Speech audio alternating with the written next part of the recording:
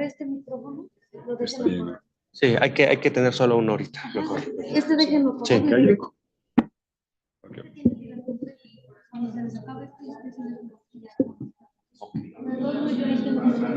Sí. Mm. Ya, ¿verdad? Empecemos. Well, good morning, everyone. Buenos días a todos. This is part of the workshops that we do with the International Behavioral Public Policy Association.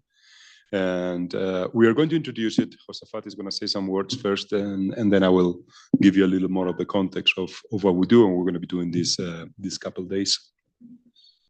Sí, bueno, primero que nada quisiera comentar que estamos muy orgullosos de tener este evento en el CIDE. Ahorita empiezo en español porque nos están viendo en línea, pero bueno, estamos muy contentas y contentos de empezar con este primer taller de la Asociación Internacional de Economía del Comportamiento y Políticas Públicas. Vamos a tener 2 días bastante intensos de trabajo. Vamos a tener 2 días donde habrá presentaciones de personas que vienen de la London School of Economics, personas que vienen también de la UNED, personas que vienen también de diferentes universidades como la Universidad de Greensboro, de Carolina del Norte, así como también colegas del Colmex, colegas de la UNAM, colegas de aquí mismo del CIDE, y pues en ese aspecto estamos muy contentas y contentos de empezar con este espacio. Y bueno, vamos a tener aproximadamente 8 presentaciones el día de hoy, más aparte la charla magistral de el profesor Adam Oliver. Se va todo a transmitir en vivo y el día de mañana también tendremos más o menos unas 8 presentaciones. Entonces estamos muy contentos de iniciar este proceso. Y bueno, welcome to Mexico. This is the first workshop of International Behavioral Public Policy Association here in this country. We're very happy to host this workshop. We're going to have 8 different talks about topics on behavioral economics and public policy. We will have as a keynote speaker, Adam Oliver, and also we will have around 8 presentations on different matters in the field. We are hosting around 16 different researchers of London School of Economics, UNAM, Colmex, UNED, and different parts of the world. So we are very happy to start this workshop. Welcome to the CIDE. Well, and now I just want to say, first of all, thank you to Professor Adam Oliver for suggesting this. I think we at the association have a yearly conference that we do this year in September in King's College, right? So Adam started to disseminate, the possibility to start to have some workshops in different places beyond the annual conference. And I know I attended one in Singapore last year, and it was a great success. And this is the first one of this kind in Latin America. And I think, the goal of the association will be to have some type of yearly meeting in which experts and researchers in behavioral public policy can meet in a very informal way. I mean, like we do here, just to share ideas, share what we do, and have a community, so we can start getting to know each other and getting to know what we do. So also, besides thanking Adam Oliver and the association, I would like to thank CIDE for all the support that we have, the room, food, and everything. Thank you to my friend Josafat, who is also, who's been also a great support here.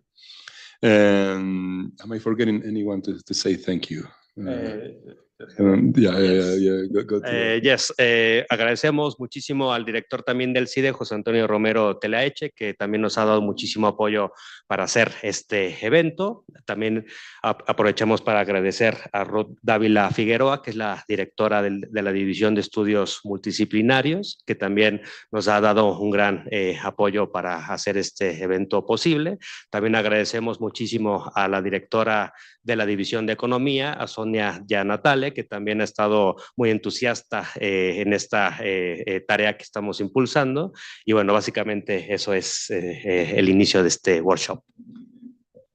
All right, without any more hesitation, we're going to have a couple of minutes to set up the whole the presentations. And the first two presentations I'm going to present first about the concept of rationality in behavioral public policy.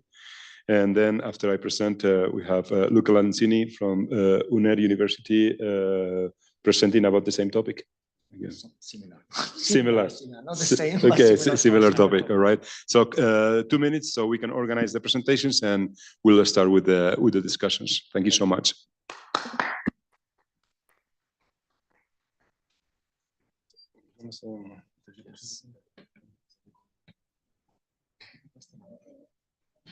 De aquí hacia el medio. Ah, vale, vale, perfecto, ya te sé. Vas a necesitar los ganadores. Sí. Vamos a mover más así. Pero está aquí, ese está. ¿Eh? Este es el tuyo. El mío, el vuestro es este.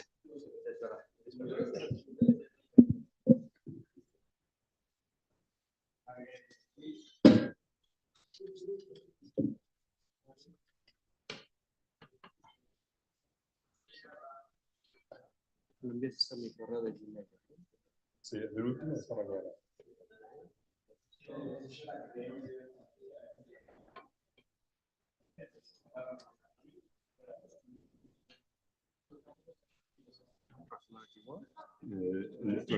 Sí, es un PDF, o sea que... Claro, tengo las notas. Lo que pasa es que como el tiempo súper mega mal. O pasamos, en ese sentido, vamos un poco mal de tiempo. Da igual. Ah, vale. Da igual. Vale. Porque estamos empezando. Va, media hora tarde, tampoco tanto. No, estamos empezando bien. A las 10:30 era mi charla. Hemos dicho que 5 minutos. la primera conferencia. Hemos recuperado. Sí, es como el taxista.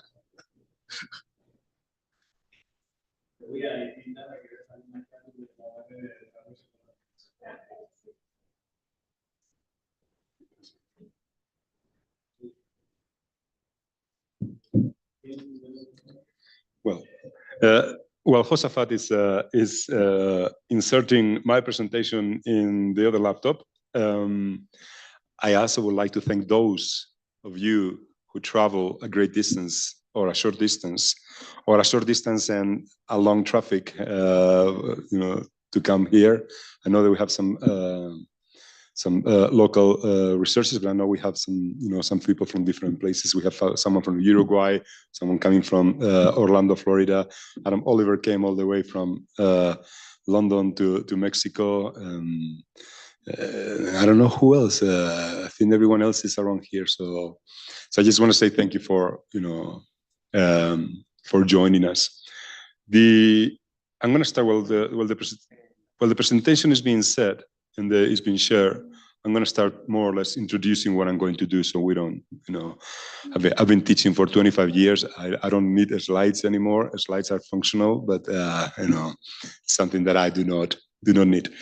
The paper that I'm presenting, so a little bit about myself. I do philosophy of science, and specifically philosophy of social sciences. And what I've been researching is the epistemological and ethical aspects of behavioral public policy as a discipline. Whenever we talk about disciplines from an epistemological perspective, we need to think about demarcation, like what's about BPP, behavioral public policy, that makes it something different. Okay, so I've been thinking about this, and in the middle of everything that we do, it is the concept of rationality. When we think about rationality, we can think about it from different fields. Okay. And in my view, I think that whenever we started to change from, epistemologically speaking, almost in a Thomas Kuhn approach, okay, whenever we started to change from classical economics, or neoclassical economics, to behavioral economics, in the middle of this change was a re-examination of the concept of rationality. Okay, so in my view, I started with Herbert Simon. and Herbert Simon started to think that the concept of rationality that he was used in classical and neoclassical economics was not empirically grounded. Okay, the concept of rationality.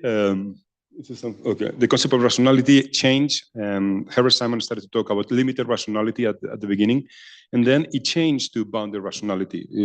It changed to bounded rationality because he did not want to So he did not want to give the impression that limited was a negative concept, so switch it to bounded. After this, the criticism of Herbert Simon was to say that the concept of rationality used by classical and neoclassical economics was not really empirical. It was they had an Olympic, he called it Olympic, he called it perfect, he called it, had very different adjectives to denominate the concept of rationality. And his perspective was to say that if in reality we look at the decision-making processes of humans, it did not match how classical and neoclassical economics assumed that we behaved. I'm going to, in this talk, what I'm going to do is I'm going to explain two things. I'm going to tell you about rationality wars. Herbert Simon is going to propose a view of rationality, bounded rationality, that is going to be extended and supported by authors like Gerd Gigerenzer on one side, but also I'm going to tell you about the rationality approach of Amos Tversky, Daniel Kahneman, Richard Thaler, and Cass Sunstein and others. This, according to Samuels, this different perspective of rationalities, of how we understand rationality, has been called the rationality wars. In the rationality wars, we are going to examine what they are, and I'm going to tell you two things I'm hoping that you're going to get out of here with, that in reality those wars are not new, that if we look at and if we read what people have been writing about rationality, these concepts of rationality, they've been already used in different fields, specifically in philosophy. And I'm even going to tell you that although this is not new, in reality, we should not talk about rationality wars. That in reality, there is no war. But why there is no war is because the concept of rationality, and this is the thesis that I'm going to try to defend here, the concepts of rationality that these authors use belong to different scientific disciplines. At the moment that they belong to different scientific disciplines, if you try to have a war, that means that you try to come out victorious in a battle. That means that you think that the epistemological discipline that you're using in order to show your concept of rationality is more appropriate than the other, means that you think that the epistemological discipline that you're coming from, it is the one that can provide a holistic interpretation of the concept of rationality. Okay, so that would be that other disciplines don't have anything to say about it. Okay, the argument is very epistemological. To do that, I'm going to base my my argument in the distinction created by Gustavo Bueno, a Spanish philosopher, between concepts and ideas, where concepts are belong to the scientific discipline, but ideas are philosophical. Yeah. So that's more or less where I'm going to go. I'm going to assume that most of you know about the different concept of rationality, but here on the screen you have the idea that, I'm going to make this short. Herbert Simon comes, basically tells us that the concept of rationality that they use in classical economics is not empirically grounded. He thinks that ultimately our rationality is bounded.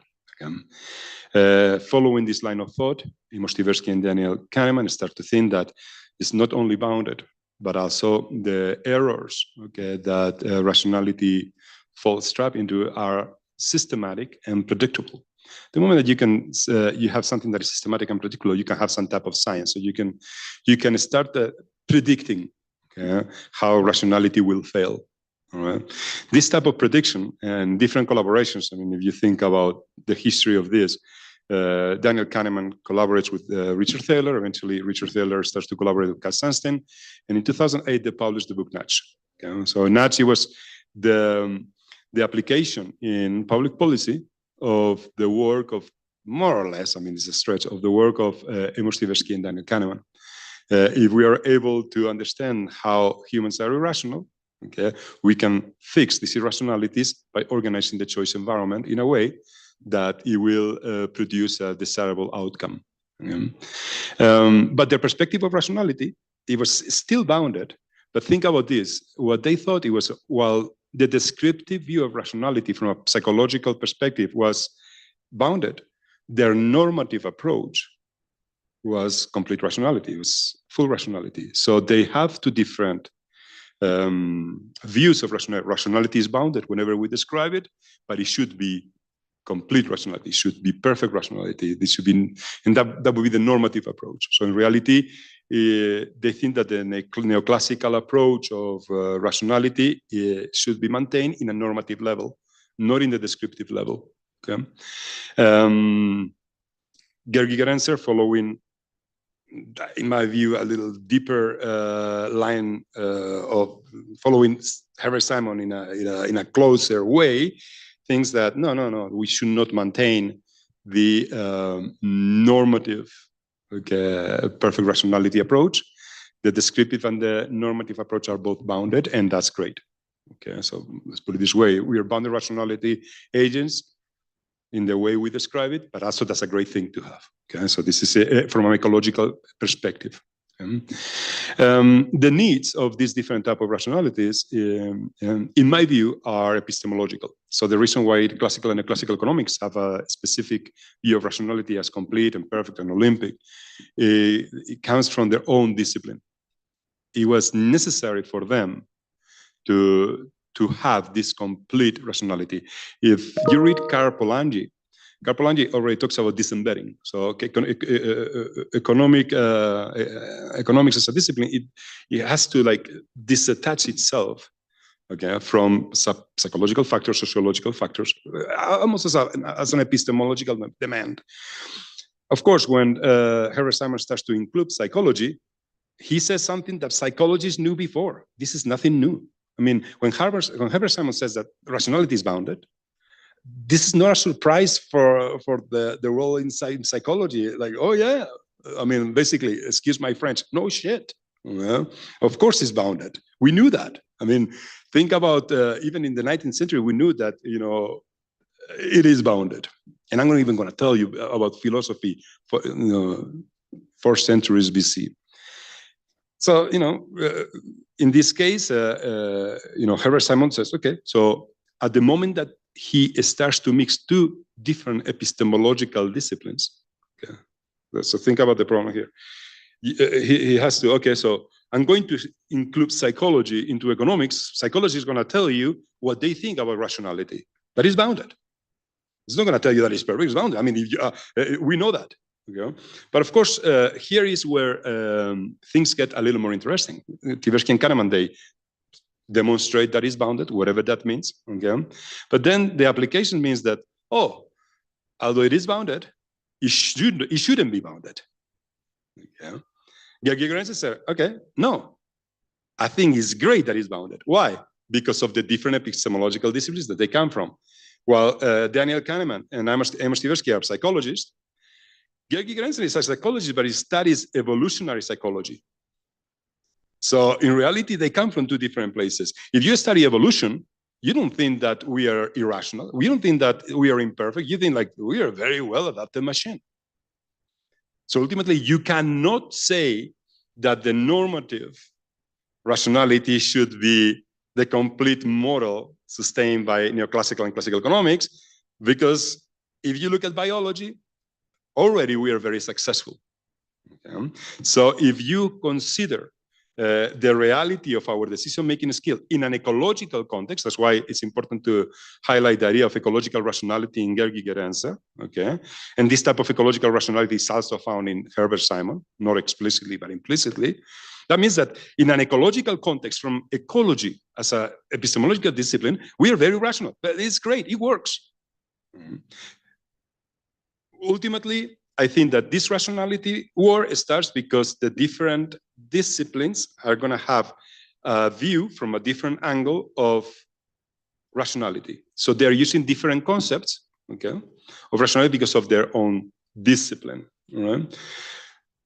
there are three different sides: logical rationality of classical, neoclassical economics, the heuristics and biases research program, Tversky and Kahneman, and the ecological rationality of Herbert Simon, and eventually Gerd Gigerenzer. All right, let's go back a few years. Okay. The concept of, I know this is going to be a dramatic twist here. Yeah, Plato.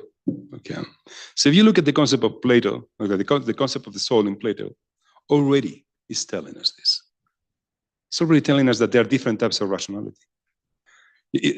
Even system 1 and system 2 is already in Plato. So this is nothing. I mean, of course, there are some differences, but it's already there. So in Plato, you have, Plato thinks about the concept of the soul. Okay, the soul has three different parts. Now, you don't want to call soul, you can call it mind, because for them it was very similar. Okay, and it has three different parts, three different sides, three different functions. Okay, so you have the rational part, calculative, what we understand as rationality today. It has the spirit, and it has the appetites. The appetites is they belong to the people. The appetites is what you feel when you're in the middle of traffic. Okay, so you're in the traffic. You're feeling the anxiety. You wanna, like, I wonder if we should walk. Like it will be closer to walk. So you have all these weird sensations. It's whenever you go to a buffet. Okay, you go to a buffet and like, all right, you have all this food. That's the appetite is telling you, oh, you should eat. As a foreigner from Spain, when I smell the tacos here in the street, my appetite is telling me, go ahead, eat those street tacos. But my head is telling me, watch out, don't forget about Montezuma revenge. Okay, so you have this. So here's the question: where is the spirit gonna go? All right. So the spirit is in the middle, and that's why it's possible. Like, do we have a system 3 here? The spirit. All right. So system 1. All right. It is impulsive. As you know, it's fast. It's like it's emotional. There's like, oh, street tacos. I smell like I don't know, like longaniza. All right, perfect. But then the head is gonna tell you, watch out, watch out. Where's the spirit gonna go? Is the spirit gonna go with system 1, or is the spirit gonna go with system 2? So, in Plato, we already see the problem here. This is nothing new. Now, in theory of rationality, we have something similar. So the rational part in Plato, okay, the calculative part, okay, is part of the way we do things. It is not, it's not nothing different. It's integrated with the appetite. And of course, in Plato, we have some idealism. So according to Plato, harmony arrives whenever reason is able to tell the appetite what to do with the help of the spirit. The spirit can go either way. It is illustrated in the idea of the allegory of the charioteer and the 2 horses. Okay? So the reason it is the one driving, you have the dark horse, which is something dark here. The dark horse is the appetite, and the white horse is the spirit, but the spirit can go either way. So here we have similar approaches to rationality. They are integrated, and happiness and harmony arise whenever they are all integrated into the same perspective. We have integration. In the idea of Plato's cave is similar. Okay, so if you think about the allegory of the cave in Plato, you have the material world. Well, guess what? The material world is where bounded rationality is. Now, if you look at the picture with the diagram, you have ecological rationality becomes descriptive and normative inside of the cave, because this is where we live, and this is perfect. We have been living there for thousands and thousands of years, and we are very successful. There's nothing. Of course, in my view, if we have to use Plato's cave, Gigerenzer and Simon thinks that there is not outside of the cave. This is an ideal world. Okay? Now, if you think about the perfect rationality model used by classical and eclassical economics, everything is happening outside the cave for epistemological reasons. The ideal rationality is there, and I don't know. Most of you are not familiar with the cave, okay, with the allegory of the cave, but keep this in mind, and you can watch a video on YouTube about what the cave was about. But just to let you, just basically keep in mind that this is something that was already in the discussions of philosophers in the 4th year BC. Okay. And of course, the rationality in the heuristics and biases research program, you have the descriptive inside the case. Oh, this is how we really are. But ultimately, we should behave like people. So in Plato, when you leave the soul, in reality, when you leave the cave, in reality, you leave your body.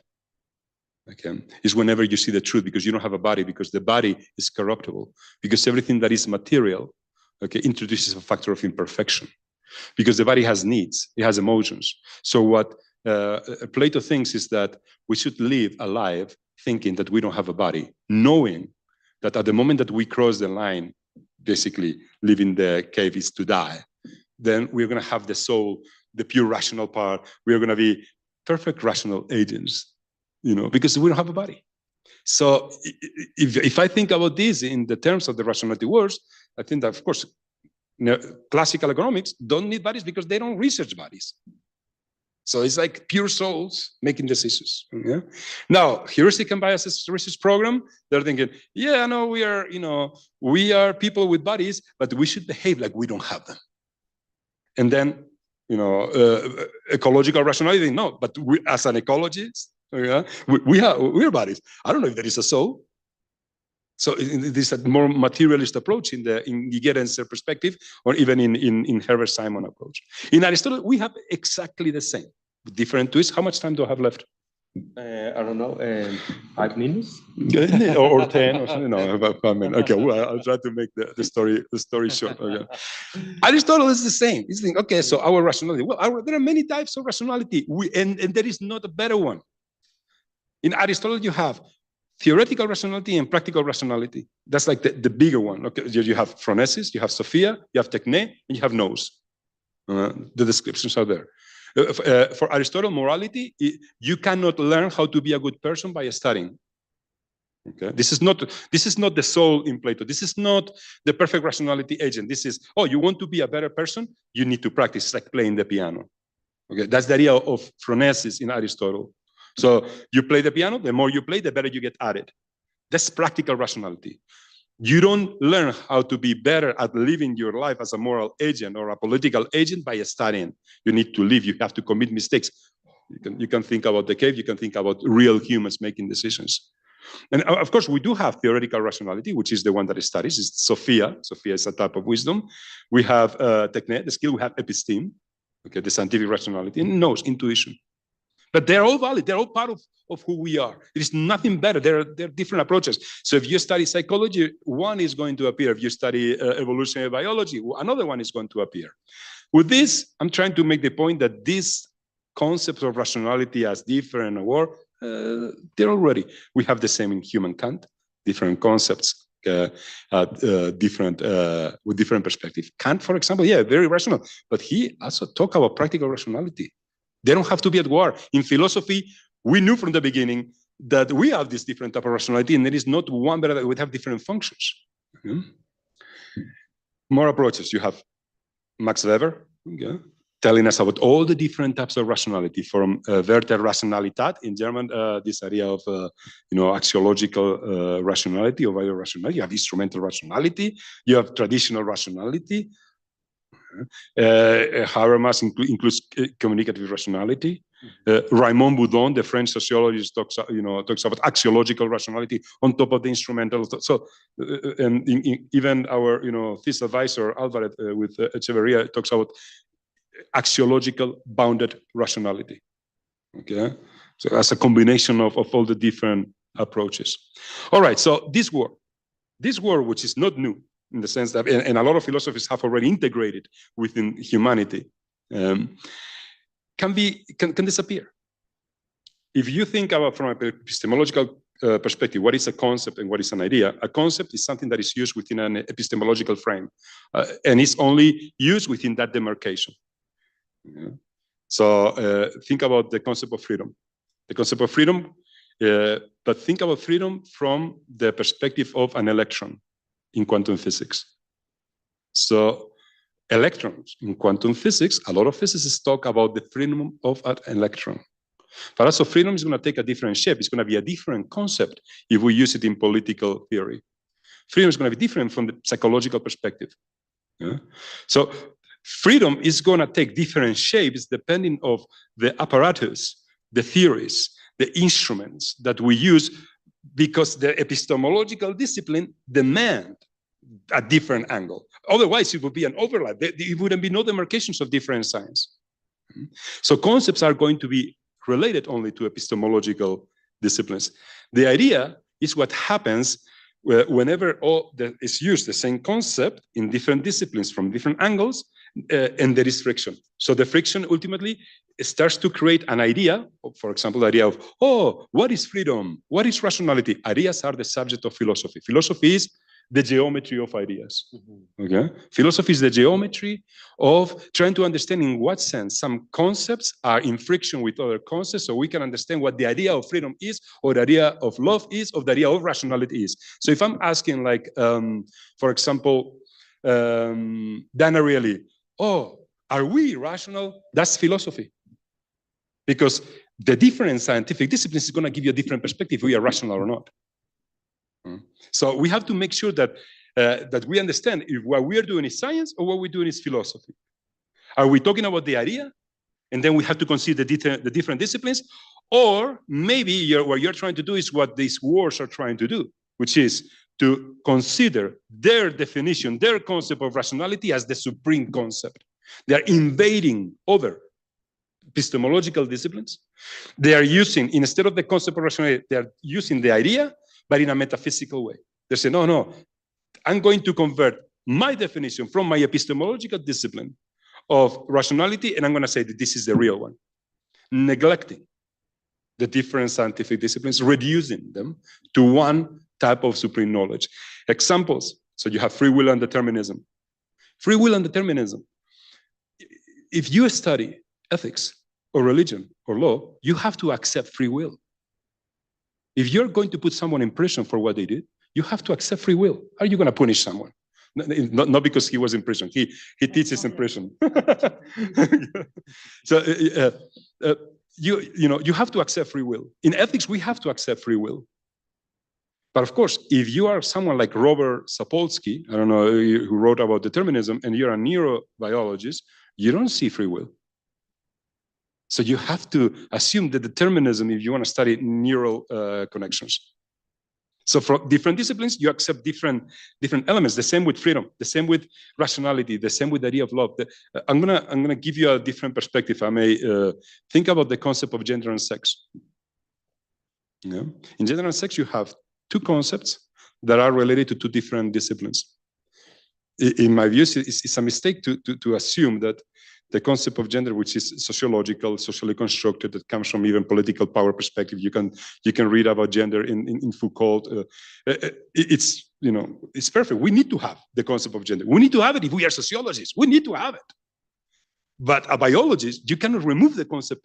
Imagine biological anthropology.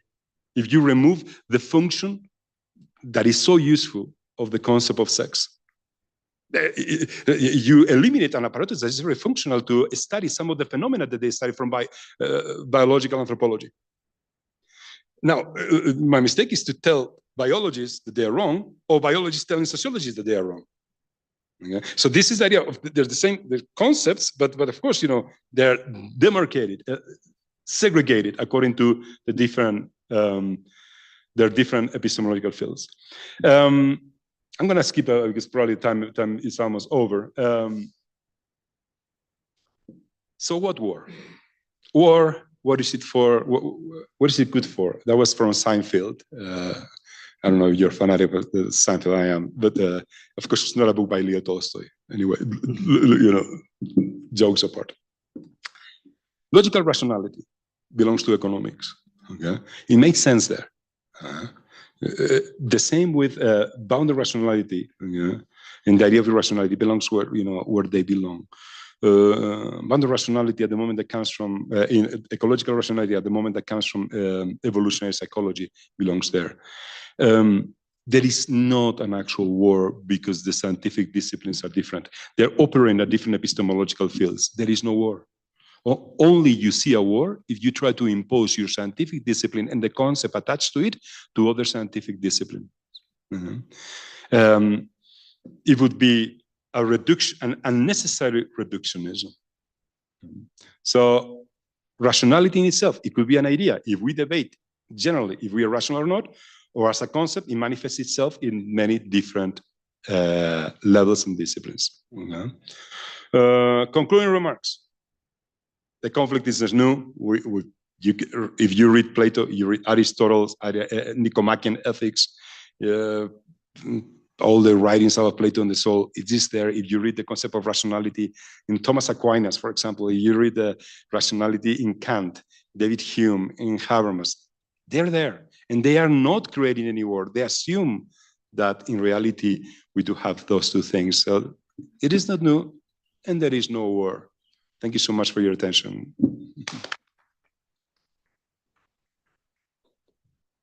We can do a round of question and answers. So if somebody has a question, please raise your hand, please. Hernan, and then Pablo. Hernan? And Smith also recognized like the different types of rationality. Particularly, even he's more clear. He has like different type of rationality in different books, like Theory of Moral Sentiments and the Wealth of Nations. I would like to know what is your opinion about his visions or concepts of rationality. It's true that when he studied this, there were not epistemological division between different social sciences.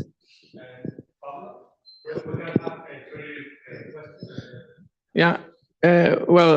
Thanks first of all for the presentation. I think that it is very good to understand, like, okay, how this same word, let's say, can be used in different disciplines, and the problem arises when one like invades, no? And that is a distinction that I always try to make when I explain this, for example, to students, to say that when we speak about rationality in, for example, microeconomic theory, if you open a traditional microeconomic theory book, rationality is always going to be a description of preferences, not a description of people. No, so it's a characteristic of preferences, not a characteristic of our mental capacities. So in that sense, I think that maybe what you explain also helps to understand why the ideas of psychology have had such a success in economics, and to say that, okay, that they only bring into the discussion the fact of like a different way of using the same word, but well. So I wonder if you have thought about this idea of rationality within economics, not as a description of people, but as a description of only preferences. No? More questions? Okay. Adam Smith in the Theory of Moral Sentiments already, yeah, it's there. Yeah, I mean, and he's not separating it either. So yeah, Adam Smith, and I'm not an expert, but I read it, and yeah, I mean, I could have another paragraph about Adam Smith.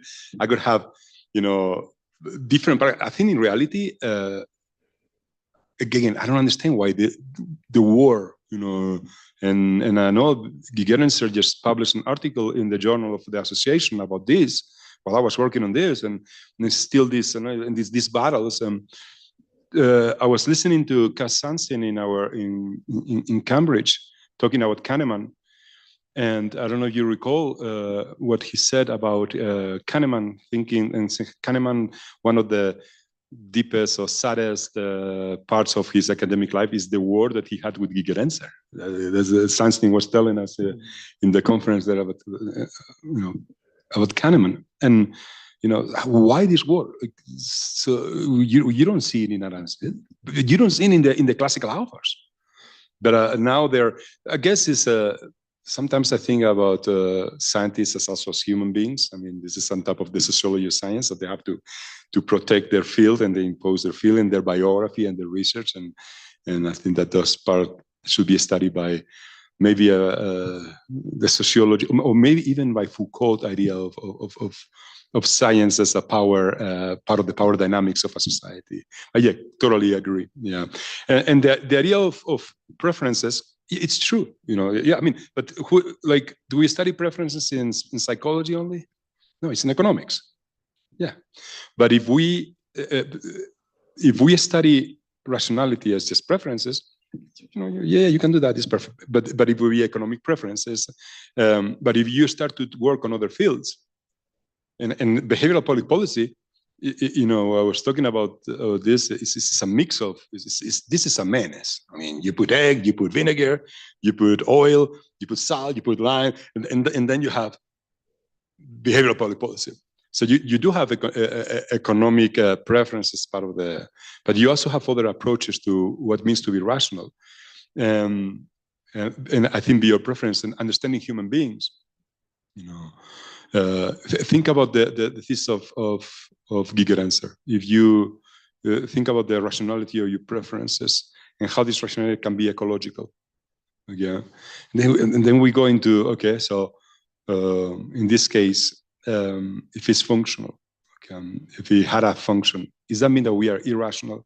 Even if we prefer, think about food, we prefer salty, crunchy, fatty, hot foods, okay, and sweet. Is it a rational preference? I mean, I think that, okay. Yeah, I mean, so in this case, yeah, it's true. We usually talk about preferences, but at the moment that you put someone like Gigerenzer as from a biological perspective, those preferences are rational from a biological perspective, not from the perspective of someone who wants to lose weight. Maybe. We can. Yeah, yeah. Sorry. Sorry, we have to go to the next presentation. So thank you so much, Alex.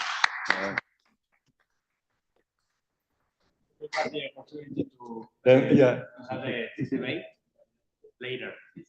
So the next one, the next presentation. It works, yeah. Luca. He comes from the UNED, and he will present something about functionality and dysfunctionality evaluation. So go ahead. What can I say after him? No, everything, no. But I think when he was talking, I'm Luca, I'm Italian, I live in Spain, I'm an Italian architect, but I come from the Department of Logic, History and Philosophy of Science of the Faculty of UNED, Filosofia della UNED, Università Nazionale di Educazione a Distanza. And when he was talking about all this kind of different opinion, it's like this ancient history about the elephant and blinds people. They each one touch a different part of the elephant, and each one think is right. And at the end, no one is right because no one knows the elephant. Okay, I think is more or less the same. So I used to think, because I need some note here and I can share the note there. So, but I think it's going to work. And in my presentation is something about functional and dysfunctional in the nationality war. It just killed the rationality wars, but we still have to think about it. So my presentation is not about, I'm not judging, I'm not evaluating, I do nothing about the theory they present. I only try to explain why we should change, we should reframe the terms we use, because Samuel said there are some pessimists, there are some pessimist view and an optimistic view. And I think this adjectives are not correct if we want to really describe what they really do. And as Alejandro just said, they are not pessimists or optimists. They came from different fields. So both of them are right. Like gender and like sex. It's exactly the same. So let's start with this. I have to use double, okay. So this presentation is divided in 4 parts. I try to go fast because most of my presentation is part of his presentation. So we talk more or less about the same subject. So the first 2 parts of my presentation, he always told everything about it. So, but the first part is about rationality before and after Herbert Simon. The second part is about Kahneman and his team, the HBP team, and Gigi Renzer and the Fast and Frugal Heuristics team. The third part is when we start with these pessimistic and optimistic labels, and then why we should change this label into functional and dysfunctional. This is my presentation. I'm going to go fast because the first part is about rationality again. We already talked about it. So after and before, I would say the Olympic. Let's go directly to this one. So here. So when we talk about Olympic rationality, in this frame, we can say Olympic rationality are expected value theory, rational choice theory, and expected utility theory. All of them believes that we have unlimited cognitive abilities. And they are more objective because they think we also have complete information. We are perfect and we have the whole information. So we can always choose the perfect choice because we are perfect, we are unlimited cognitive capacity, and then we have the whole information. Then we have Bayesian decision theory. It's very similar, but we start thinking we don't have always all the information because we can upload our beliefs. So this is the reason why we start with subjectivity. Both of them think we have unlimited cognitive abilities, but Bayesian, we start with we don't have the whole information.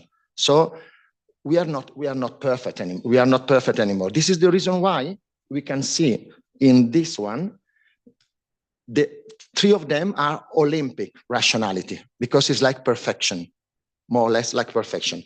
And then Bayesian, we are perfect, but not so perfect. But then appear Herbert Simon. And he really cut with his scissor all this concept because now we like Bayesian, we don't have the whole information. So we don't have enough time. We have to face the time problems, and we don't have unlimited capacity. So we start, if we see this one, the same structure, bounded rationality is more subjective because finally we are in the formula. Before there is no subject. In Olympic rationality, the subject is a very small person. Then in Bayesian, we start having a small subject, and then with Simon, the subject is there with all its limitation. This is the reason why this is the one we thought we were. This is Messi. I came from Barcelona. That's religion. It's not football. It's religion. And then who we really are. And this was the big problem. Then what happened? When we realize we are not perfect, then we can start a debate why we are not perfect. This is the reason why after Simon, the debate started. Because before, if I'm perfect, what can I say? What can you say about me? But then if I'm not, we can start about why we are not perfect. This is Kahneman, Gigi Renzer, Stein, blah, blah, all of them, okay? And then as when we start the debate. This debate starts with after Simon. Before Simon would be, there are some debate before, but it's difficult because it's difficult to create this kind of debate if we think we were Messi. Messi is perfect, always. Messi knows to play always with against each team, if it's rain, it's perfect. And we are not messy anymore. So we start this debate. And it started with this article, with the Kahneman article in 1974. And then it started before, but the rationality war, according to Samuels, started with this article. And the last article is October 2024 from Gigi Renzer, 50 years. We are debating. For people outside this context, it's quite impossible to believe.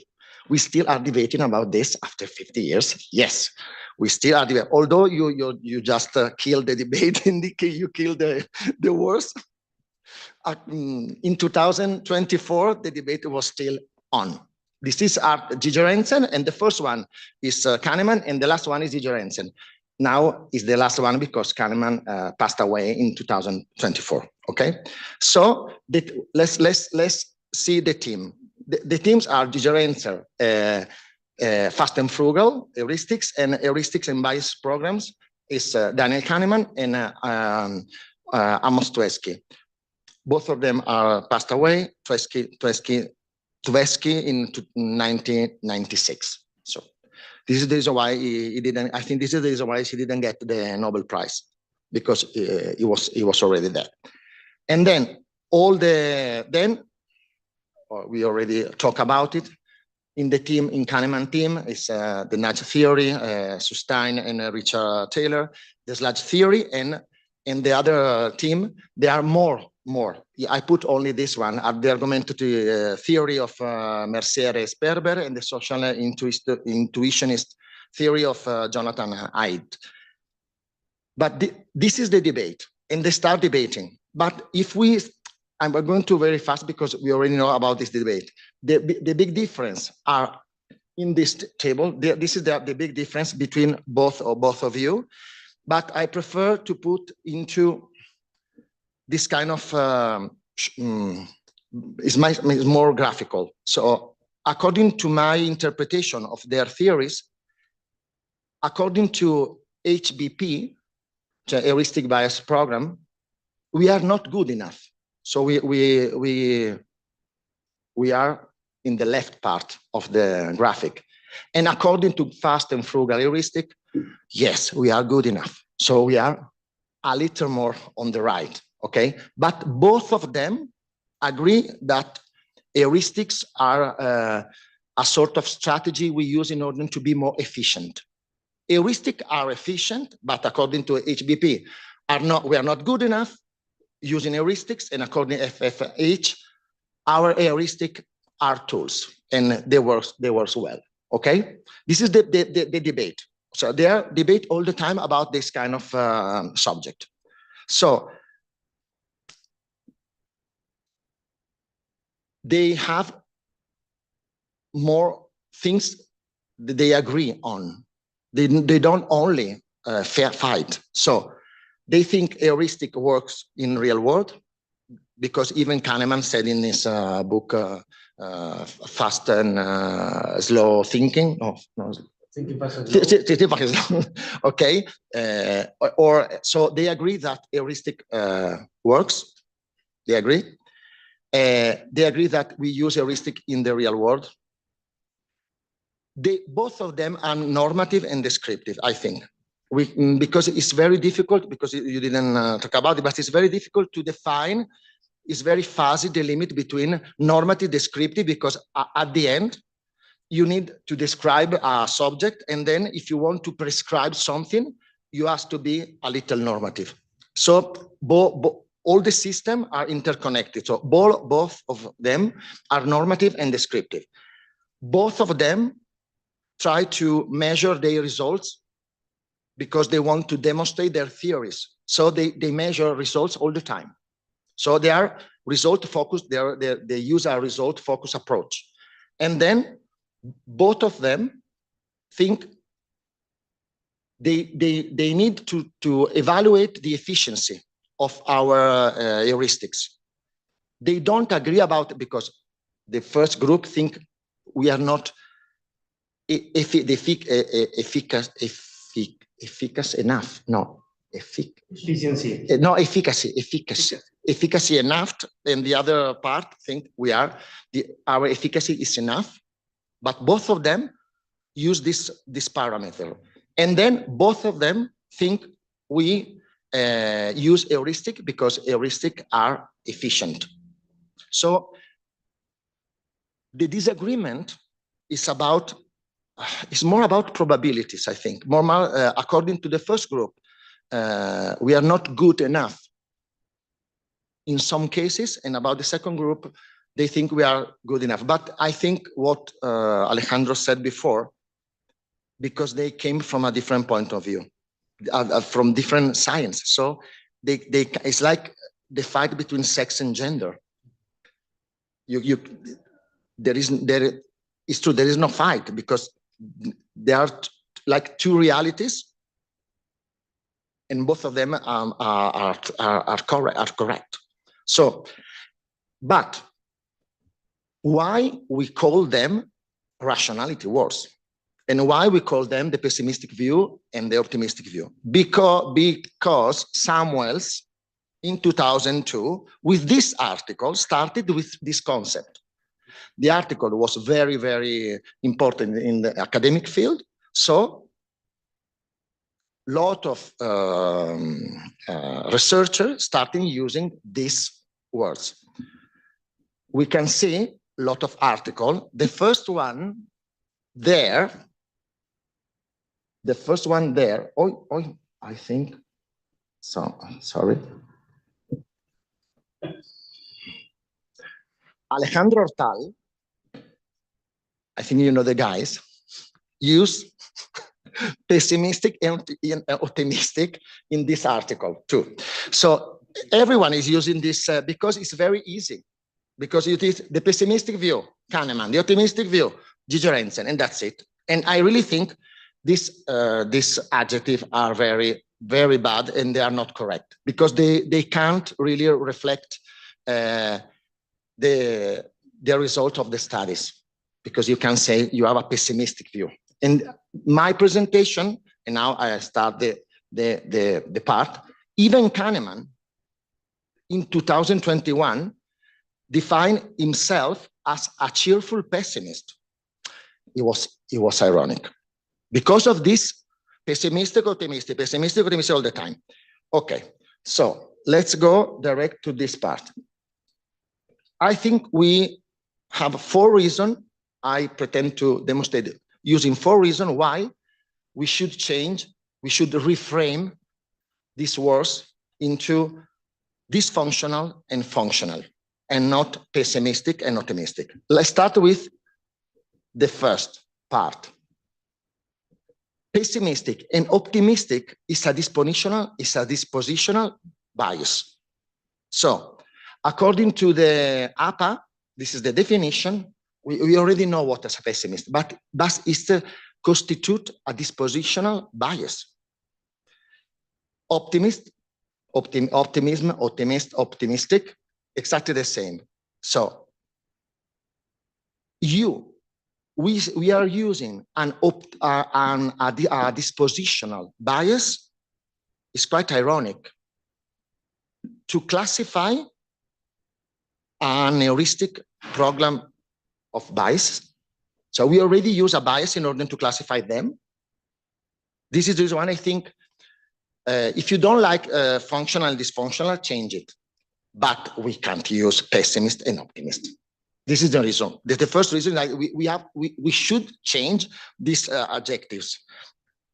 Probably you can think about a new adjective, and not functional, dysfunctional, but pessimistic view, and optimistic view. I think they are not really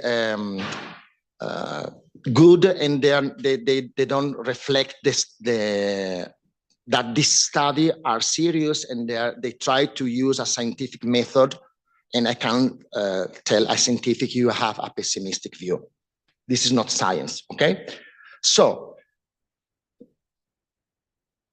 we should change this pessimistic, optimistic evaluation, because the they constitute a dispositional bias. So instead of said, the glass is neither half full or half empty, they said the water occupies 50%. There is no bias in their results. The results are correct. So there is no bias because it's a scientific result, is not a dispositional bias. This is the first reason. Then I try to introduce why I think functional and dysfunctional work better, okay? But we should change optimistic view and pessimistic view because they don't work. So let's start with the definition of functional. There are functionalism, and there are a lot of the definition, but I use this. When in this presentation, I use the adjective functional and dysfunctional, I mean this: appropriate for its intended purpose and efficient, effective in an effective way. This is the reason why this is a book, The Masochist Coffee Maker, because for a masochist, this coffee maker is functional, okay? If there is hot coffee inside. So this is the first reason why both of them has focus results.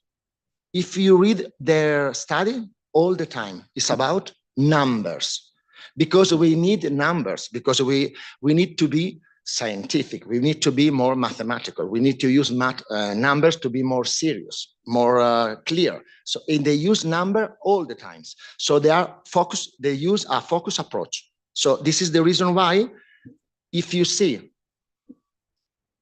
the definition of functional and dysfunctional, a focused approach is a part of the definition of functional and dysfunctional, because in order to evaluating the efficiency or effectiveness of a process, you need to measure the results. You can do it without measure results in a scientific way, okay? So this is the reason why I think both of them use a focus approach. So both of them, we can call them functional and dysfunctional view. The third reason is why both of them try to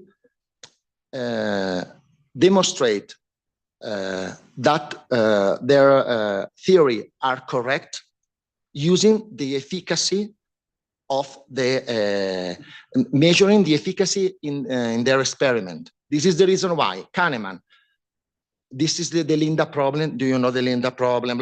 So all this in Kahneman, he said 87% of them are wrong.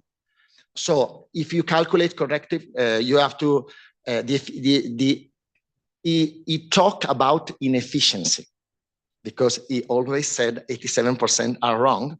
But if you translate into efficiency, it's 30%, because it's 100 less 87. And he tried to measure the efficiency of the heuristics. The same Gigerenzer. Another one about the recognition. This is the study.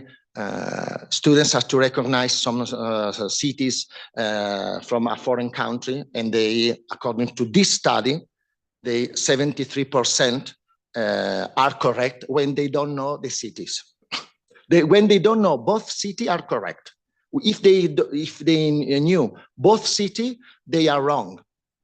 This is, according to him, is the recognition heuristic works well. We are good enough. According to Kahneman, we are not good enough. Okay, so against the same, this is the formula. Efficiency is a very easy formula, but they use all the time this formula. So this is the reason why I think both of them agree about efficacy or effectiveness, and efficacy and effectiveness are a common aspect of functional and dysfunctional, because they are in the definition. And the third reason is about efficiency. Both of them agree that heuristics are efficient. They are, according to Kahneman and Tversky, efficient, but not the effectiveness is not good enough. And according to Gigerenzer, they are efficient and good enough. This is the big differences. So Conclusion, because I have 3 minutes. But this classification failed to reflect the objectivity of the studies. I think the studies are correct, the results are correct, and there is not a dispositional bias. The reason why Kahneman said that 87% of people are wrong.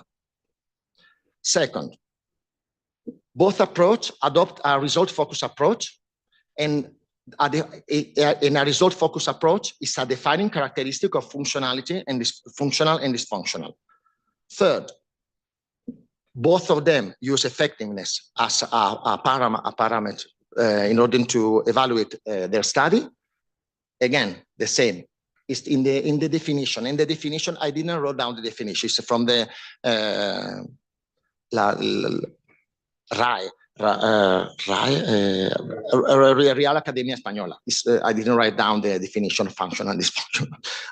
And I didn't make up the definition. And then both of them think heuristic as efficient, and efficiency is another characteristic of functional and dysfunctional. So we can say that functional and dysfunctional evaluation help us avoid the dispositional biases of the adjective optimistic and pessimistic.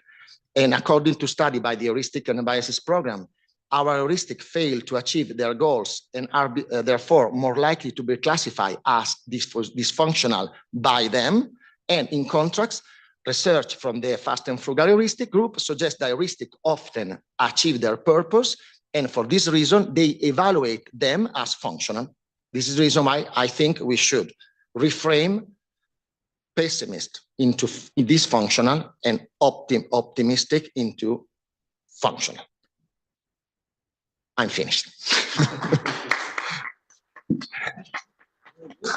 So we have 5 minutes for questions and answers. So we start with Alex and then with Pablo. Please, Alex.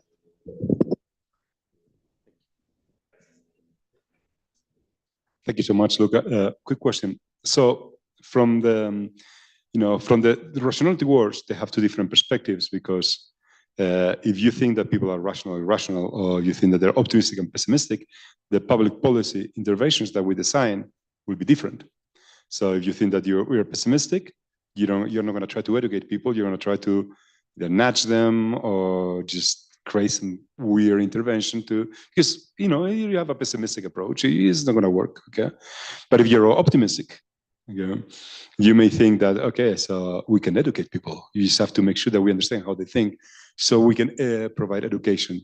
So how would the functional or dysfunctional approach will be connected to the discussion about nudging and not nudging that these people have? Okay, thank you so much. That was great.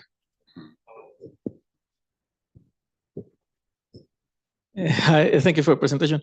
I mean, in my mind, functional and dysfunctional are always like contextual concepts, no? In the sense, so I think that in a way, I don't know if you also understand this as dissolving the discussion, just as Alejandro, in the sense of course, for the same, I mean, a person can be described as functional or dysfunctional depending on the context where they are moving. I might be a very functional person choosing from a menu of tacos in Mexico, where I'm a very dysfunctional chooser of sushi in Middle Tokyo because I don't know how to speak Japanese. So I don't know if that is the difference. Like, okay, that from the heuristics and biases team, it is more like, okay, we are, as Kassostein says in this book of On Liberty, or that it is not that people are stupid, it is just that the world is complex. And therefore, in that way, kind of like dissolving the discussion of rationality and things like this. No? Anyone?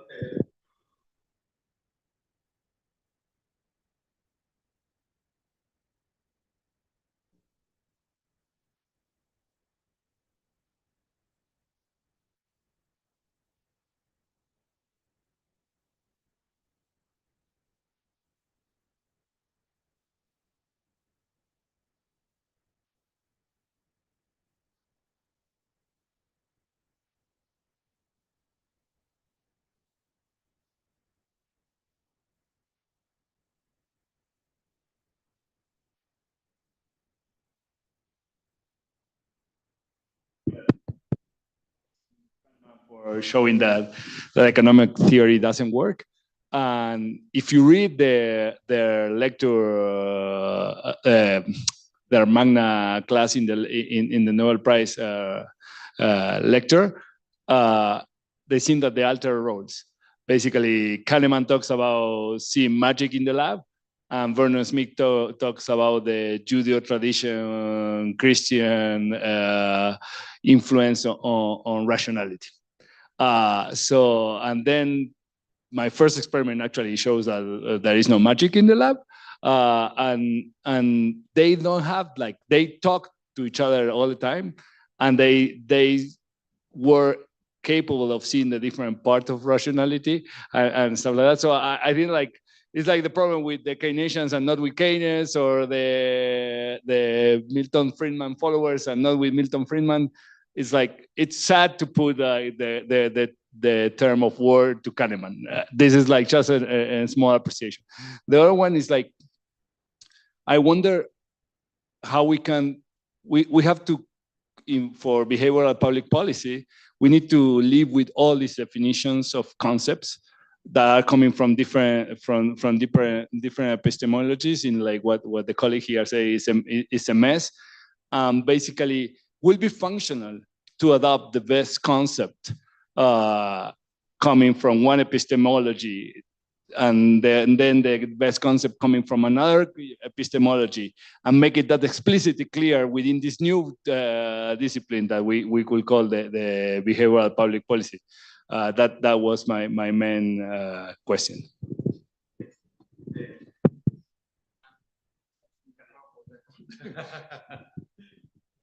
Start with him, and I think we in a realistic way, I think we should accept that in some contexts we are not functional, because in some contexts we functional in the meaning of sometimes we really don't know how to choose things. And so I think if the paternalistic view of them in some contexts really works well, but on the other hand, I think it's like the fast way is nudge, because I change your behavior in a context, and it's very fast, because I try to change your behavior in a context. This is the reason why it's so famous. This is the reason why all government want to use it, because it's very efficient and it's very cheap, because it's very fast. So if I change the form, you change your choice. Can you imagine? I change only a line, and I can direct your what you're going to choose about your retirement. But on the other hand, I think we should start working, develop the map of the person, the beliefs of the person, and this is Giger answer. So education, we really need to make peace between gender and sex and functional and dysfunctional. We really need to use both of them. But I think the nudge, I agree with them, it worked well. So if we need something urgent, we need the nudge. But in the meantime, we have to change the maps, because we can, it's not manipulation, we change the context. And by changing the context, we change what they choose. It's not a direct manipulation, because there is no neutral context. It doesn't exist.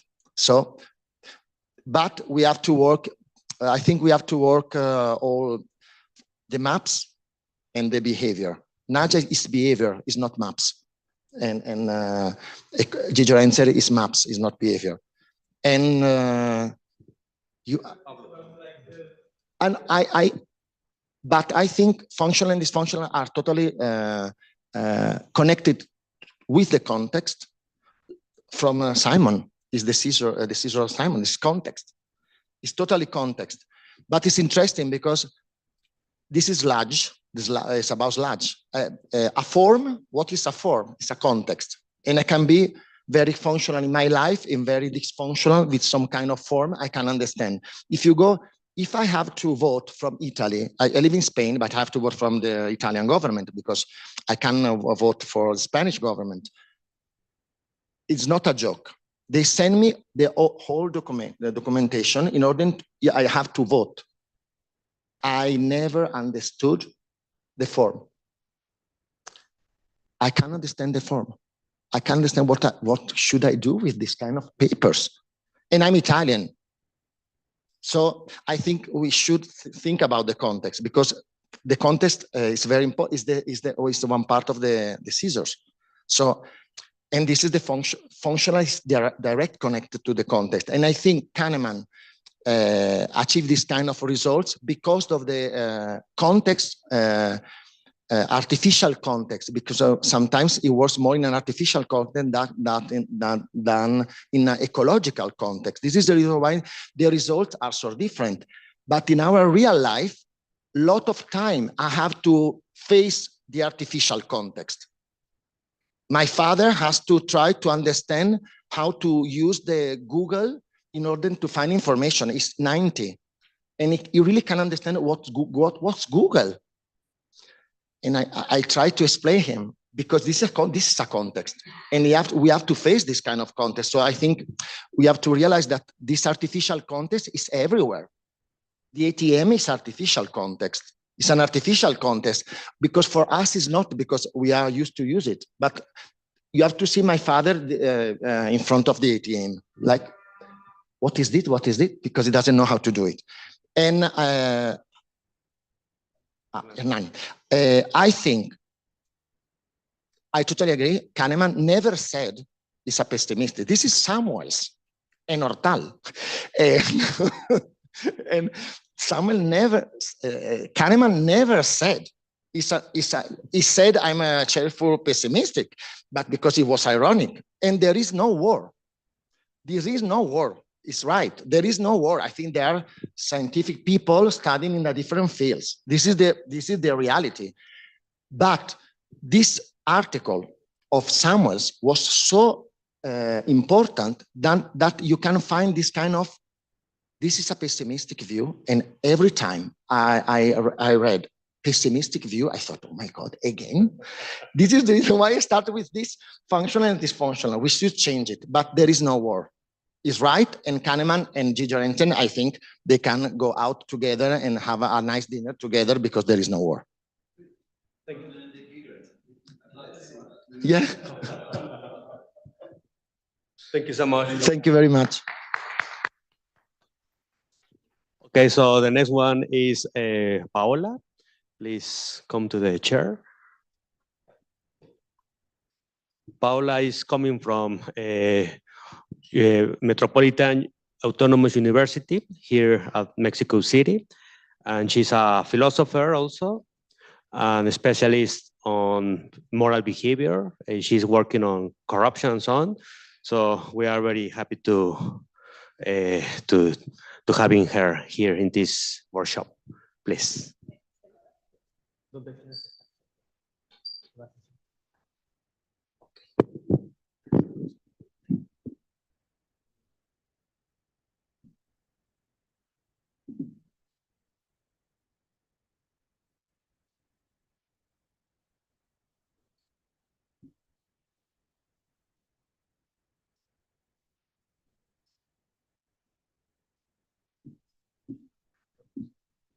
Si no, mándamela.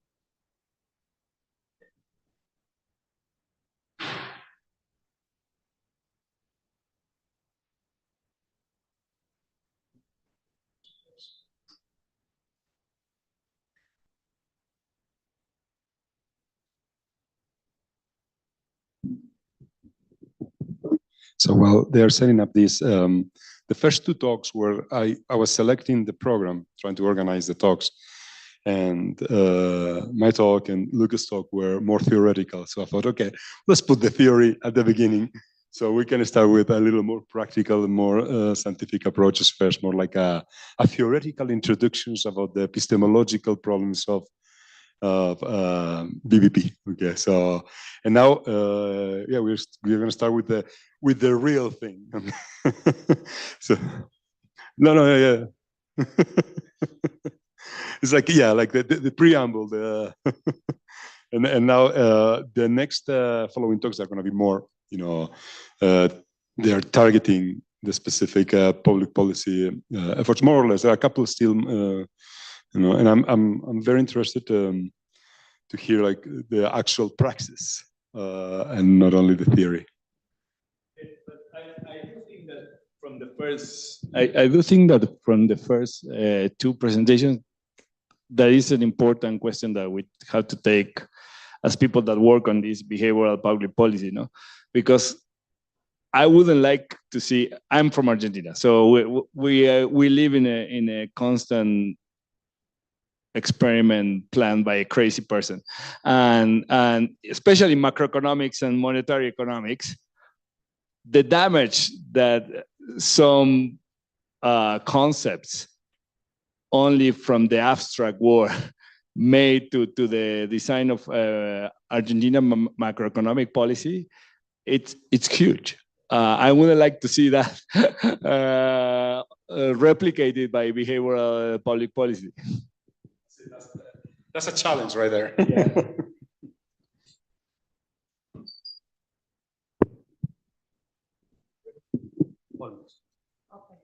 Okay. It was sent to the spam.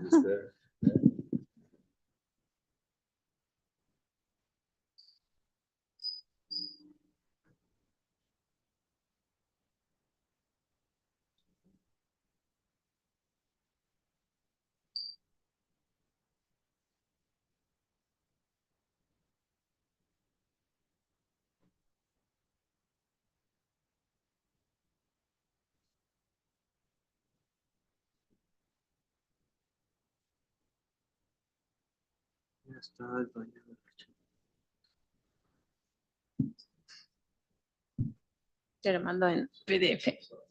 Sí. Está dañado el archivo. Y que como está en Mac, yo creo que por eso. No.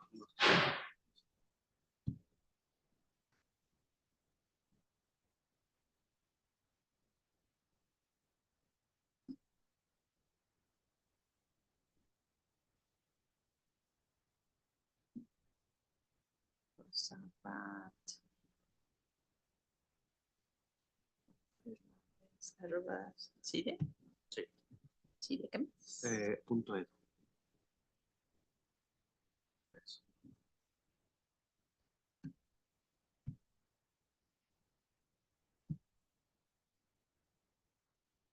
Está en PDF.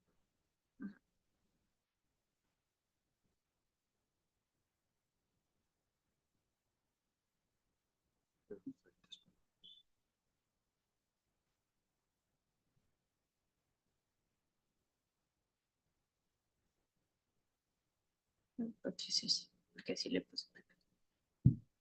Es que sea el anterior.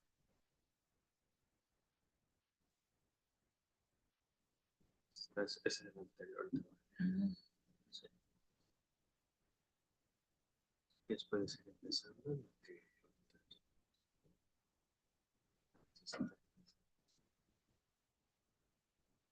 Más o menos.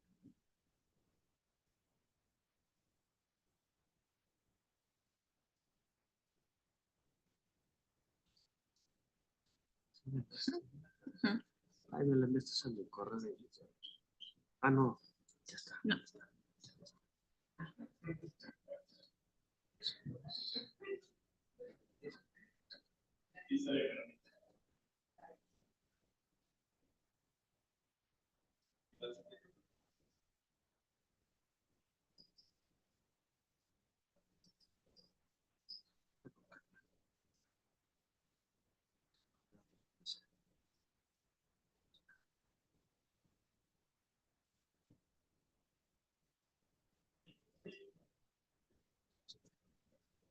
Está, PowerPoint no puede realizar. No, no se puede. Te la voy a mandar con uno.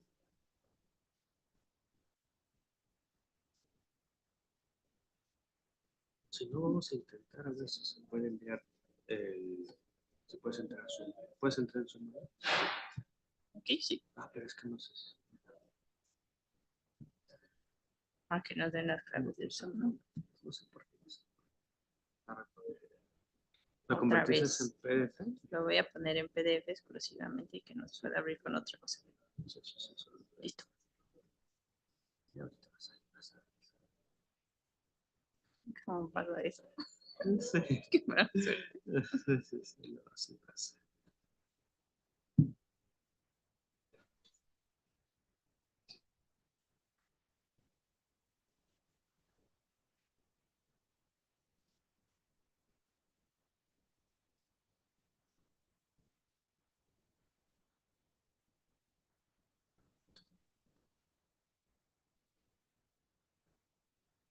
Es que sí se necesitan ver mis gráficas.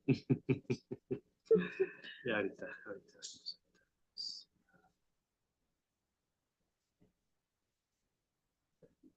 Ya me lo enviaste, ¿verdad?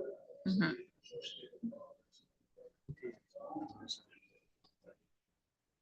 ¿Para qué sí?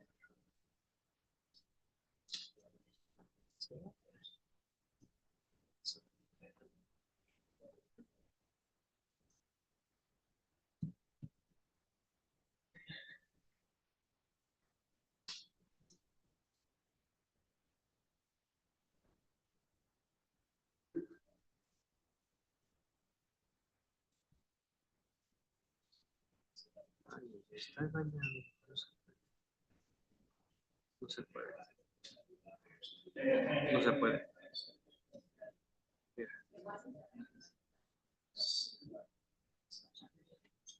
¿Qué me habrá pasado? No sé qué te ha pasado. Porque yo sí lo veo. Es que es mal. Sí. No sé. No sé. Si quieres dar un break como de 5 minutos. Así que estamos como en... Porque, este cable es como multi, ¿no? Pero este es cargador y debe ser ese otro.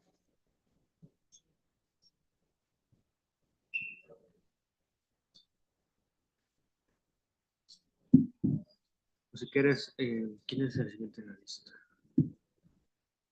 Sí. Otros 5 minutos y vemos cómo lo podemos conectar directo. Sorry, you know the Mac corrupted the file when passing it to the PC.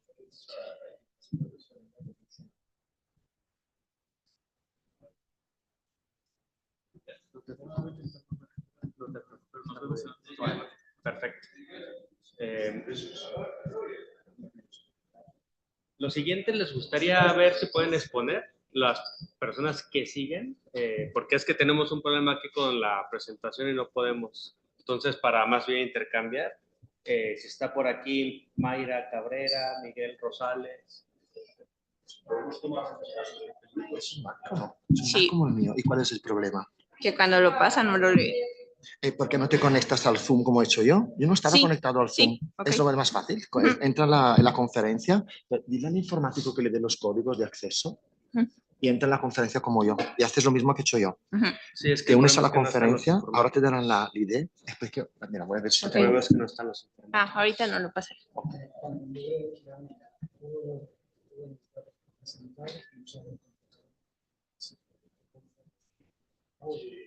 Sí, o sea, mejor mándamelo por email, y si no es Mac, va a estar excelente. Si es Mac, va a haber un problema con los archivos, ¿no? ¿Es Mac tu computadora? Igual que el mío. Es que va a ser lo mismo. Va a ser lo mismo. ¿Tienes el código de acceso de la reunión? A ver. Si no tienes el código de acceso, A ver. Espérate. entra a una reunión. Vale, la reunión es esta. 896, esta es la reunión. 896, 3220 4854. Esta es la reunión. El problema es que pone unirse. Claro, ahora ¿Ya entró? Sí. Código de Código acceso. 38 76 40. Después tienes que apagar el micro. Apagas tu micro de aquí para que no duplique. Y ahora, una vez que te dejan entrar. A ver, vamos a ver si aquí se puede. Aquí nada más que me deje entrar el anfitrión y ya. Puede que aquí esté el 23. A ver, yo no entiendo qué está pasando. Lo vamos a resolver. Si no, otra opción, a ver, no, porque yo también he salido de la reunión. Si no te dejaba que pasabas esto y lo hacías con esto, y era lo mismo. Sí, pero nada más sí. Lo único que tienes que apagar el micro. Sí, Si no, se va a duplicar. no lo activo.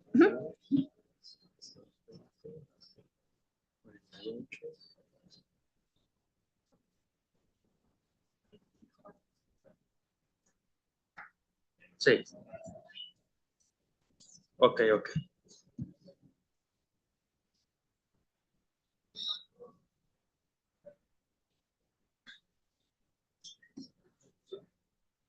Yo tengo las dos, y sabe que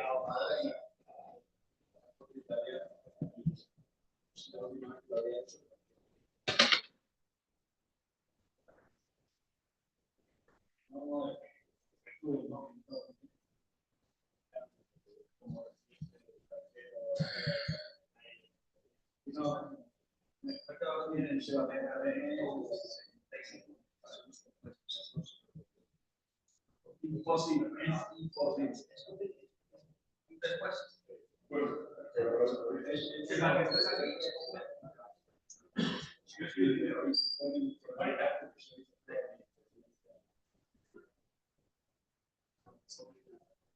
Cada vez que tengo, no tengo italianos, sí, pero cada vez que voy a algo,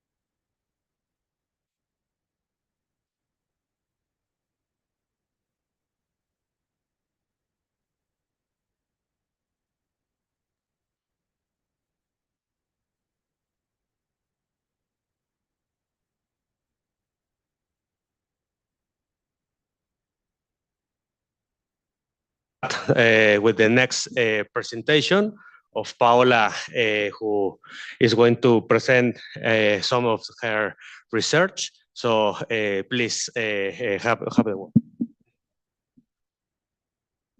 Sorry for the technical inconvenience. Can you hear me properly? I will share my presentation.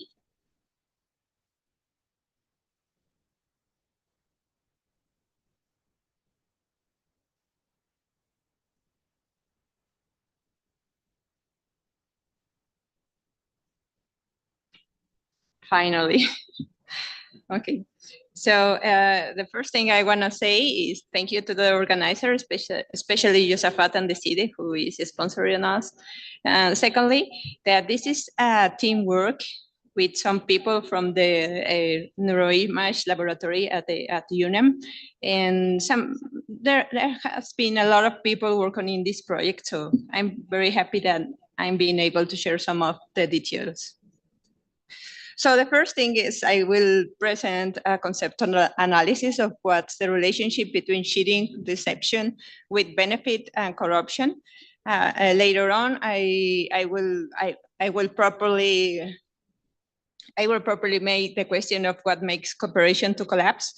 I will show you some primes about the validation instrument that we use for this experimental design, some fMRI preliminaries, which we have just finished, but we are working on the draft, and then back to the main question. So cheating, deceiving, and corruption is a part of a complex network, which implies that we cannot distinguish properly or make a definition about corruption. It means that in every corruption situation, there's some aspects of cheating, deceiving, and being aware of that specific behavior. The first thing we were noticing when doing the interviews is that there's a close relationship between corruption and the emotional reaction that it elicits. Meaning, when you confront a situation of corruption, you realize that something is happening when you get angry about it. In the literature, which I explain further a bit later, when you don't realize that you are being cheated or that a deception situation is taking place, it cannot be tagged as corruption, for example. I will explain more. I will be referring to this validation instrument we developed, where we mainly focus on designing contrast situations to make some big annotations about corruption. The main idea is that we would like to, many of us are philosophers, but as we are doing this work at the neuroimage lab, we're collaborating with this neuropsychologist, and we want to design these more scientific questions about corruption, but going much further than just doing these classical ethical assumptions. So literature is claiming that there are different aspects in which when you are in the presence of this binomial situation of cheating with benefit, the benefit can be received by the cheater of the first person, by an unknown entity, or also by a third person. I will give you some examples. But let me say a bit more about the framework. We're just assuming this kind of situation. When there's a deception, there's some situations of cheating. In all above of it, corruption is immersed in that kind of situation. So that's why we cannot distinguish properly the different aspects of it, because complex sciences. But we can use as a main definition is this one. Corruption is a behavior which deviates from the formal duties of a public role when you're playing a public role and receiving, or you're looking for receiving a private or pecuniary or status. It can be translated into any kind of benefit. A second very useful definition is this one. The facets of corruption involve an internal world when some other things are in play, like the rational choice, behavioral factors, and also a meso world, which includes sociological and criminological determinants, as we in Mexico, as a very Latin American society. But also this representation of the external world in which economic, legal, political, and historical aspects are playing very meaningful roles. So the aspect we use to determine this level of proximity is committed to the notion of cheating, deception, and corruption. And the main idea is that depending of the level of proximity you have towards the situation of cheating and corruption, that's the key role for understanding corruption.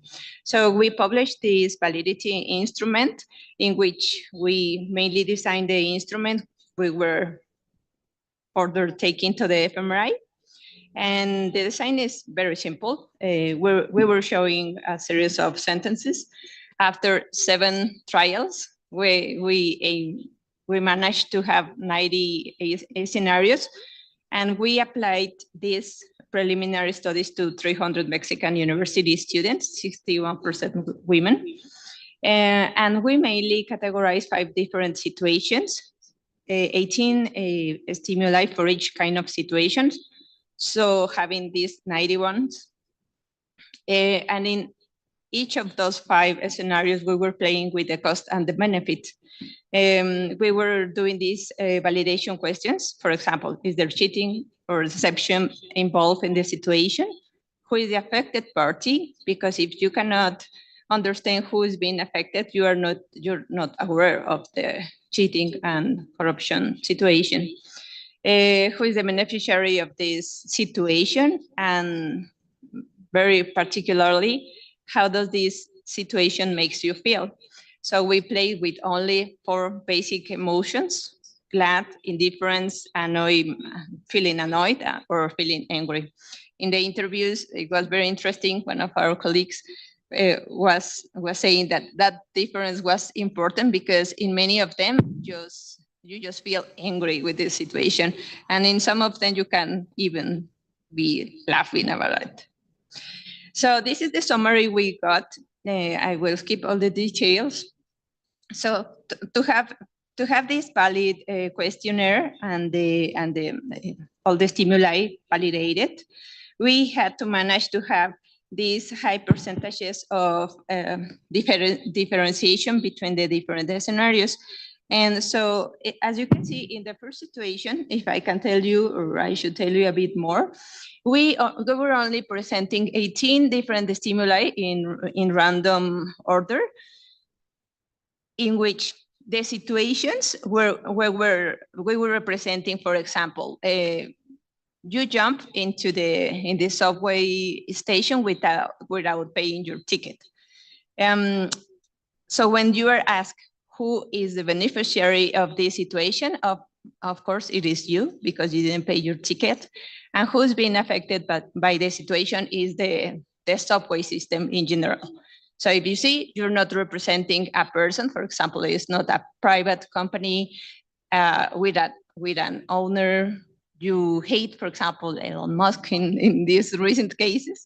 We would be representing those kind of situations. But in those scenarios, when you can identify who is the beneficiary or who is being affected, that's the situation number 2, in which the cheating has a negative effect to the second person, one you can identify. And the third scenario is a very important one, because you describe situations in which there's a cheating situation, there's a benefit, and when you ask who is receiving the benefit, is another person, but you are being injured, or you're receiving a negative effect in that situation. For example, someone is stealing something from you, someone kicking your car because of missing the traffic light or something like that. The fourth case is just like this very methodological situation in which you only present neutral situations. There's no cheating, there's no benefit. But for example, when you have the interviews, you can notice the person is not paying attention because they are not aware.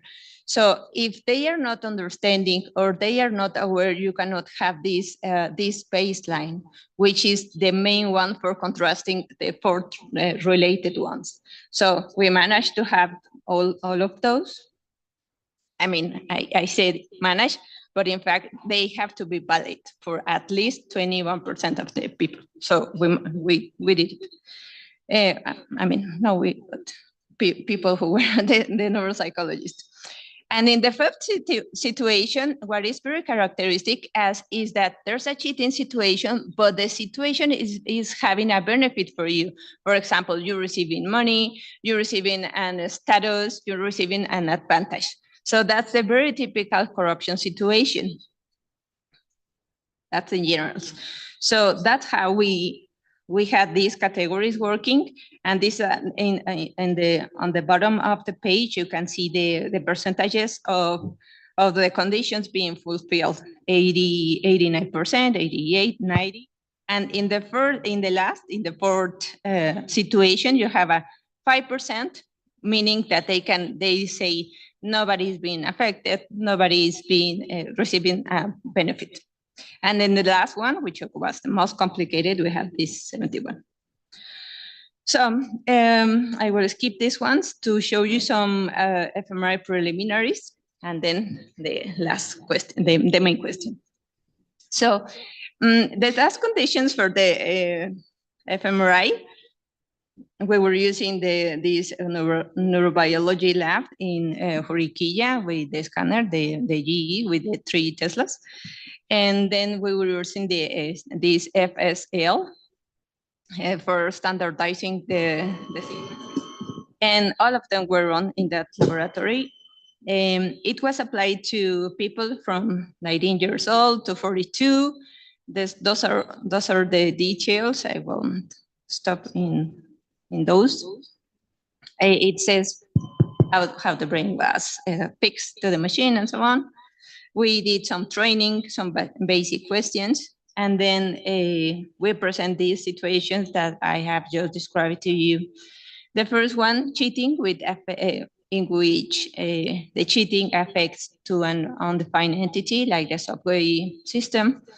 The second one, where the cheating affects, or the corruption ones, affects to a defined third person. The third one, with the cheating, affects the first person, the baseline, the fourth condition. And the last one, when the cheating implies a benefit to the first person, meaning to you.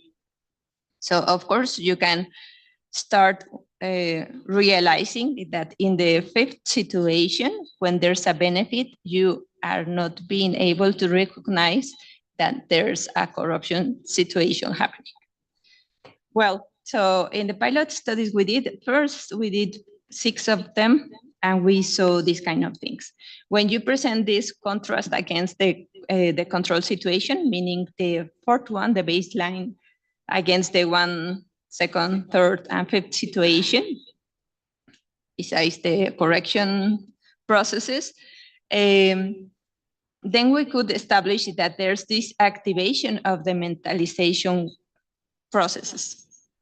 The brain areas related to imagine a scenario when you're being asked to solve some kind of very specific situations.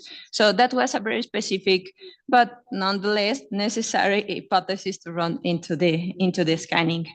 And because that's a condition for trying to understand the social situation. So you expect an activation down there because you're not acting as such. You have only the representation. So those areas related to mentalization are very active. And in this kind of task, when there's this contrast of the control situation, as in the first, second, and third one, even when you don't have the uncorrected results, you can see that there's an activation of the basal ganglia as part of the executive control network. Also, that's a very expected hypothesis, because participants feel glad when reading situations where they receive the benefit, as in the corruption one, the last one. So you receive the benefit and you're not realizing that something wrong is happening. You don't feel angry. So that's why the main thing to understand in these corruption scenarios is having very tightly the emotional reaction assessed. Well, I will skip some interpretation and tell you a bit more about the details. And in this mentalization network, I mean, you see this activation in conditions first, 2, 3, and the fifth one, which is what we had in mind. These ones, this slide and the following ones are the ones we got after doing 41 fMRI scannings. I mean, we have completed the proof, but we're just writing the results. So as in the previous, in the pilot studies, we had the same thing. What about the second? We had something very similar. This I am just getting rid of the text so that you can appreciate this activation and the resulting one in the bottom, in contrast to the top. But what happens when you contrast this first situation against the second, third, and fifth one? So you see there's an activation in the precuneus or the lingual gyrus.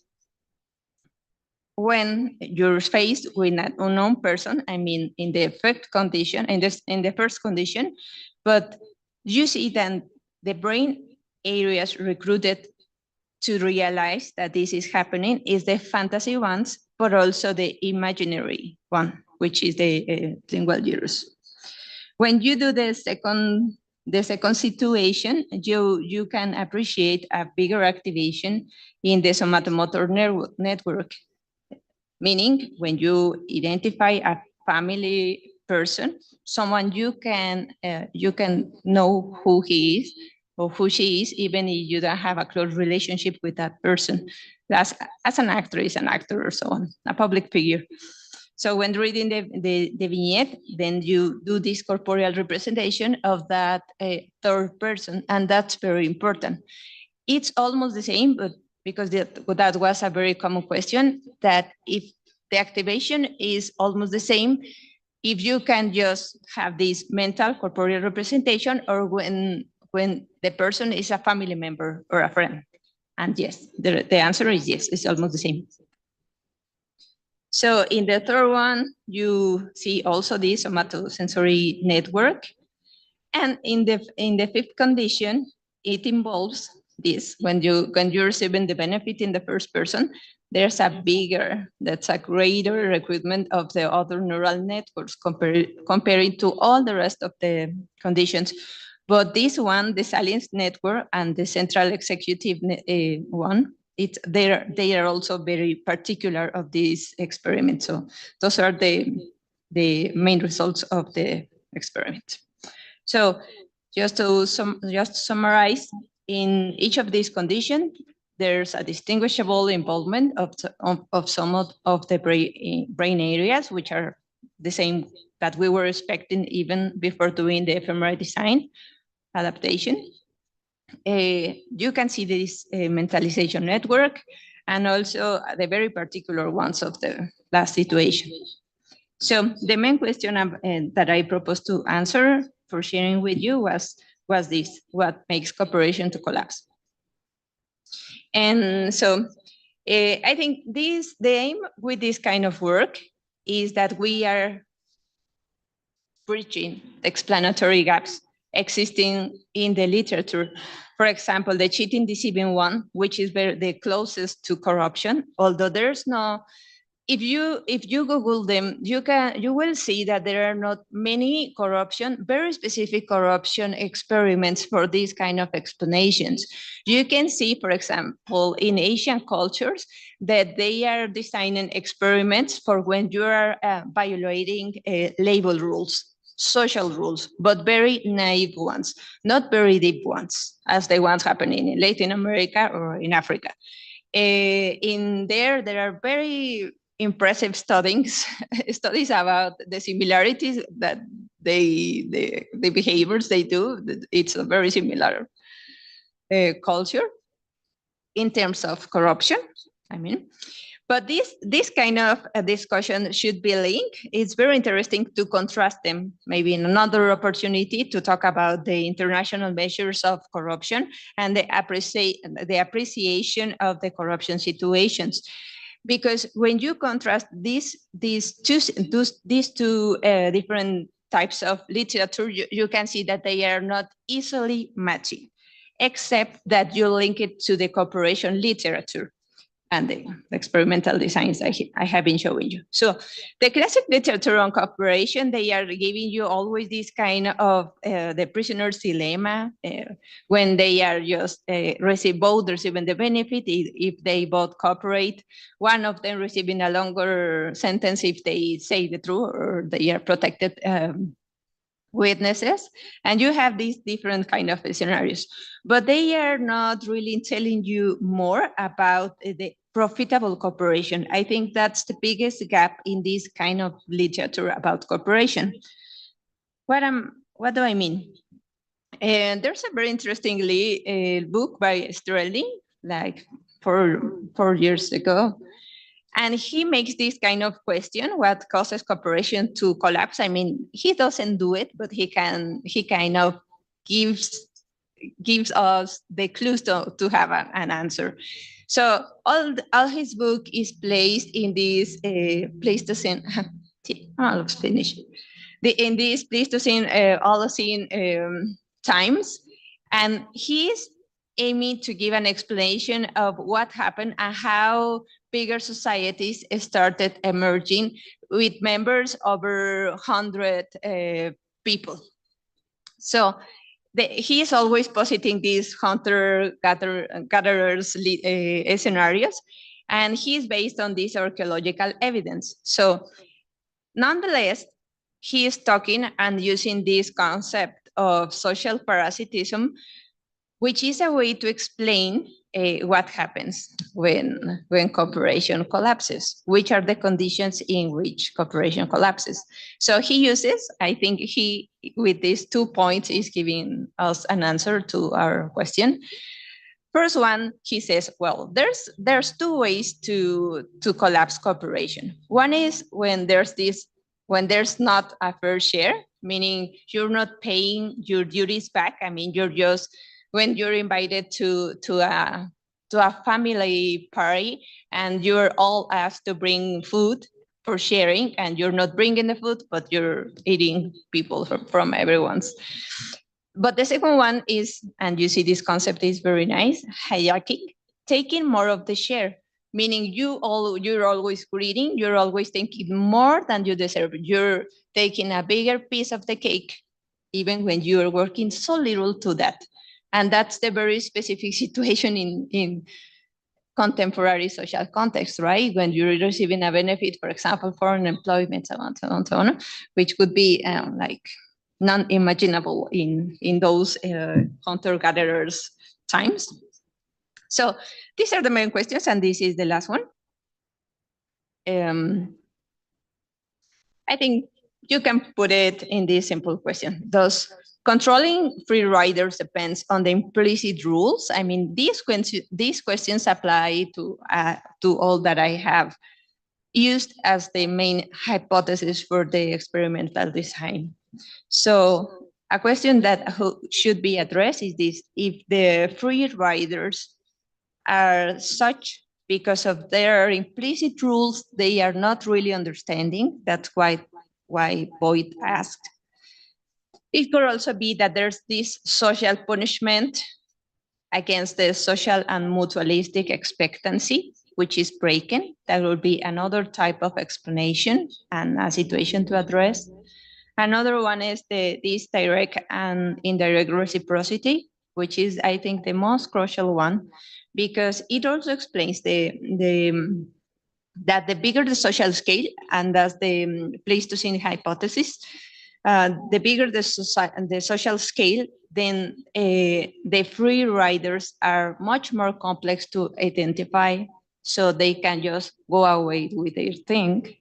In contrast to those families, big families of 20, 30 members, where when someone is repeatedly cheating, then they are just excluded from the group. And the main explanation in many of the literature is that the way to exclude, that the solution was always to exclude the cheater. but of course in modern societies, who is not taking advantage of the society. So the main idea is as the complexity increases, then the detection of the spongers becomes very hard. Nonetheless, I think it's very important in this kind of works to realize and to have always in mind that there's also a stabilization process, even in societies when there's a lot of free riders, when there's a lot of corruption. You have to assume that after some time, then those participants who are always cheating, they just get away with their thing, and you cannot exclude them. You have to work with them. And that's something, nothing naive, that we have to incorporate in every theory you make about that. So also, because if you do this kind of the standard explanation, then the cost of producing a cooperation, I mean, if you just are very intolerant and you exclude the spongers, then you will realize that you will keep almost nobody. So one of the main things, the main messages, is that you will always have these situations when you just go by yourself, and you will say, yeah, you do your own thing and just don't come back to mess over. But also the studies tell us that you have to consider these kind of subjects, because in a group of people of five people, let's say 5 professors, and you say in this kind of situation, 4 of us are always present in the groups, but another professor is having 2 or 3 jobs, and he's being absent. And even in your boss or the dean tell us, but you cannot leave those groups unsupervised or not just attended. And then the effort increases 25% for the rest of the people, for the 4 people. And those are the kind of scenarios when you just really get pissed and you attempt to make operation to collapse. And that's all. Thank you so much. We have enough time for one round of question and answer. So please, Alex. Thank you so much. This is very interesting. So I have a question and a comment, and a comment and a question. Were you able to desegregate the data or the participants according to economic level? And I'll tell you why. There are some studies by Paul Piv, who's a psychologist in the University of California, who is showing that the cheating, deceiving, stealing is more predominant when you go up in the salary or the wealth of the participants. So they're able to justify more, they're able to do it more, they lie more. So he developed different experiments to show that really, I mean, there is a type of asshole effect, he calls it. You know, the asshole effect is the richer you are, the more chances you are able to justify and participate in this type of corruption, cheating, lying, etc. So were you able to see anything like that? Thank you so much.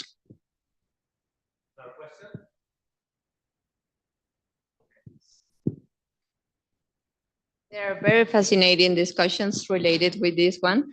And one of them is this, I will say it is the Bible of corruption, this Haywood book. And it says that it demystified this distinction between the big scale of corruption and the regular scale of corruption. And I think that's right. Because of course, we can only identify this big scale of corruption when referring to politics, because you say, oh, how they enriched so big. So it's like, again, let me take the Elon Musk example. So people will feel like pissed when they see those kind of situations. But on the other hand, we were working with these very day-to-day scenarios. For example, we were presenting in a case, and all of them, I think they are anecdotal. We don't have to imagine much more in our society. We were presenting like you're invited by your neighbor to a party, and then his grandson is there, and then the baby, who is 3 years old, is asking you for money for using the bathroom. And in our society, they say, "Oh, that kid is very clever. He will do it well when he is grown up." So, but that's the untold story we all live. And what I'm wanted to say is that we're always in that same line when there's not a big scale and a very, I don't know, citizen, a regular citizen one. But the culture tells you then once you get there, then you can do those kind of things.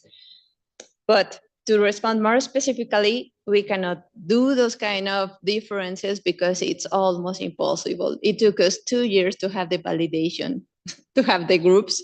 We were like just kidnapping students from other classes, asking them to cooperate with us. And then for the fMRI, even when they say, "Oh yes, I want to cooperate with science," then you say, "Okay, but you will be there like an hour and a half. You will get bored and you have to receive some instructions."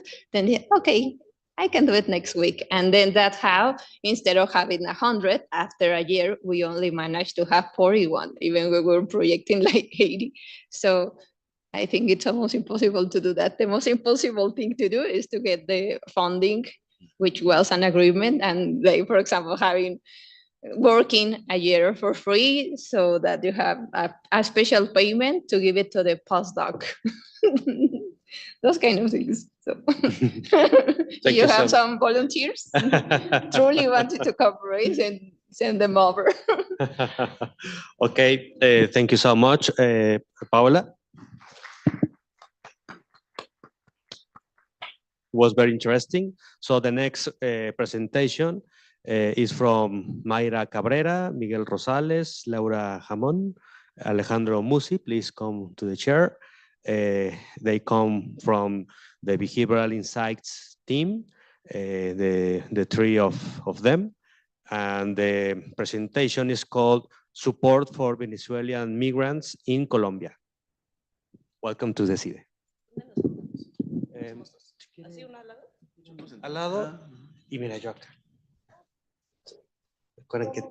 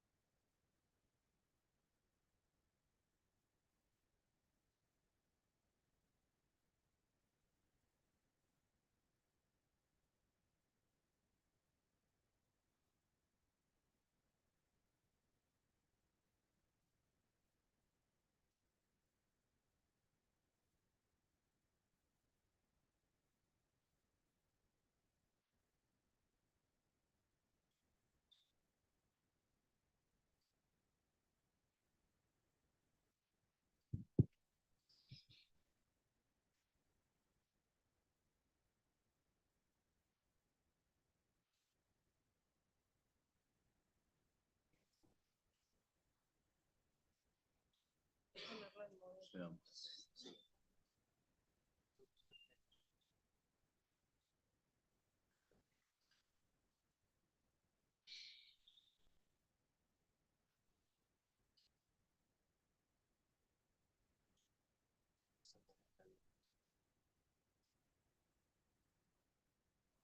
Modo pantalla completa, ¿no?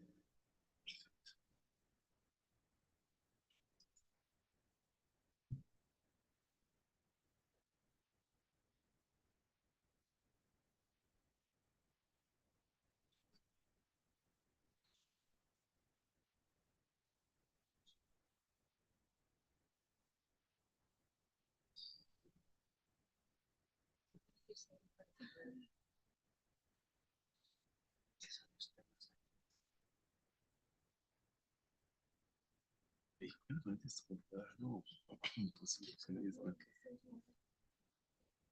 no, porque luego lo tienen que hacer otra vez esta.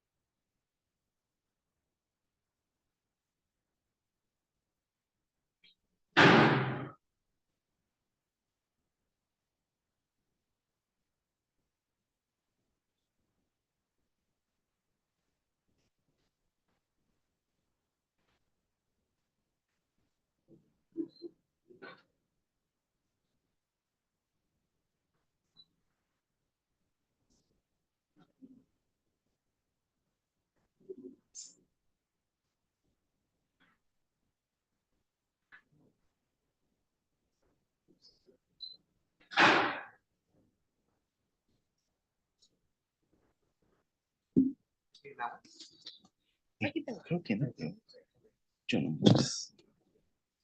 Ok, vamos a conectarnos.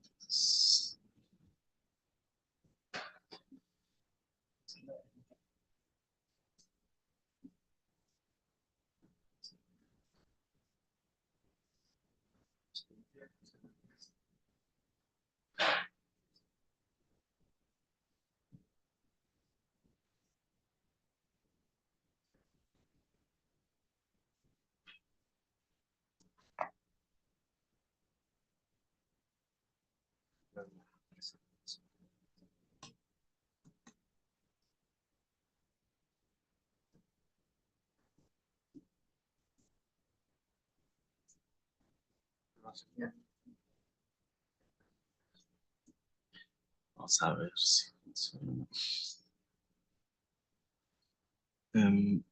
Ser. Sí.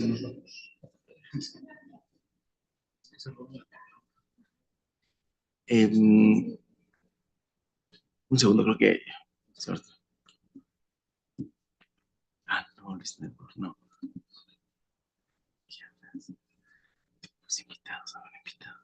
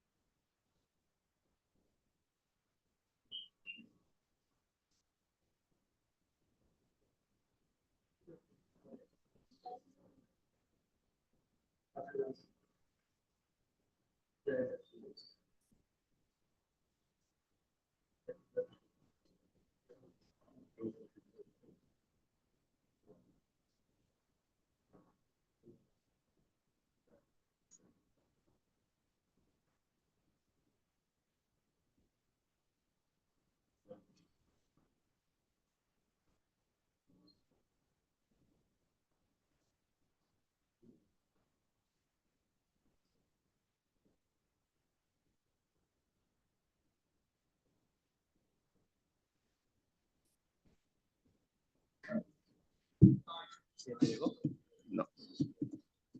Un segundo. Ya, denme un segundo que cargue esto y ahorita lo conectamos. ¿Qué conexión tiene? HDMI. Aquí tiene HDMI, ¿no? La conexión a esta.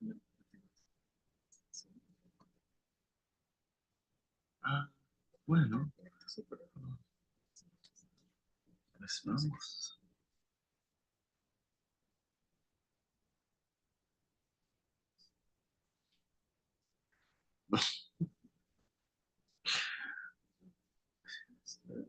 ¿Cómo se llama? Wellspring, ¿no? Pero, mejor así. No, ¿qué así? Pues,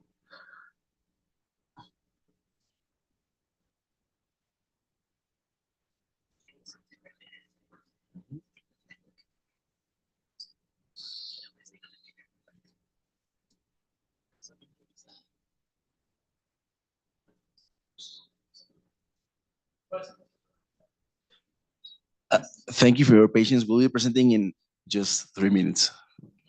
We have, thank you, you're here.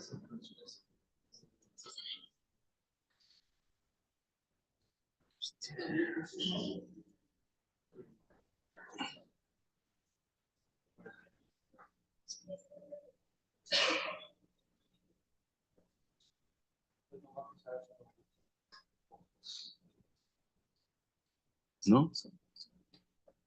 Yo solo Zoom.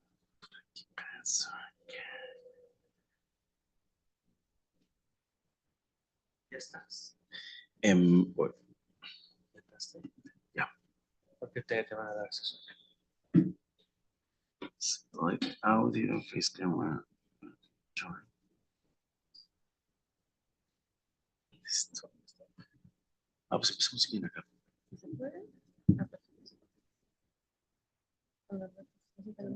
Ok, perfecto.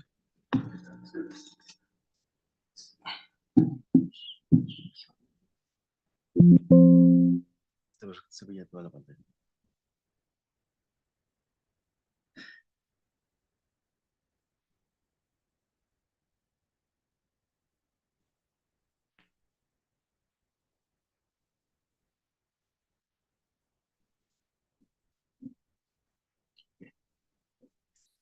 Perfecto, vamos a empezar.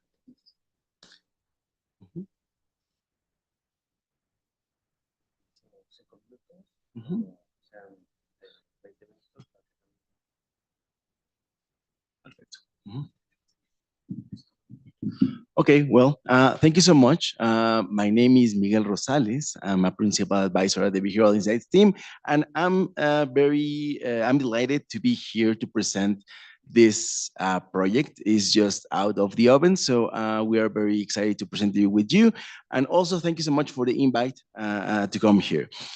Just to give you an idea of what we'll be doing today, we'll have a brief introduction of our company, the BIT. Some of you probably know it, some of you probably don't. So just a brief introduction of the BIT, then also an intro of the project, and finally, Mayra will walk you through what we did in that project and also the results, and finally, we'll have some time for Q&A. Let me tell you a little bit about BIT. Perfect. So basically, BIT is an applied research and innovation consultancy that specializes in social and behavioral change. We have currently 9 offices around the world, 1 in Mexico City, and the rest, we also have some presence in Latin America, not exactly offices, but people working in Brazil, Peru, and Colombia. And we are around 200 people and experts in behavioral science. And in the last years, we've worked in more than 1,800 projects, and most of them, half of them have been evaluations. So we're very proud of that we have this approach of evaluating our interventions. And also, we have published more than 80 papers in the last years, and we've worked in more than 100 countries around the world. Our approach is first to use evidence from behavioral science to understand and address social challenges.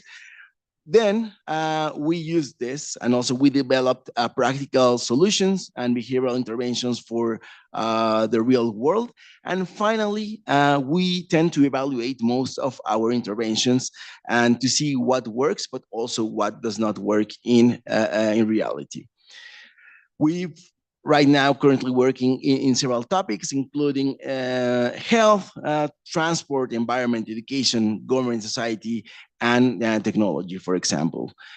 And in this case, we want to talk about the project that we've worked. And basically, and here is the important thing is, the core or the challenge of this project was that, of course, Venezuelan migrants living in Colombia that faced several cognitive barriers like the ones that you see there. So together with other institutions, in this case, Mercy Corps and Wellspring, we worked together with them to enhance one project that they already had, which was Ven Esperanza, which is a cash transfer program. And along with them, we work in the last months in this project, which Mayra will walk you through in the next slides. Thank you. Thank you, Miguel. I'm Mayra Cabrera. I'm a senior advisor for the Behavioral Insights team, and I was leading this project in Colombia.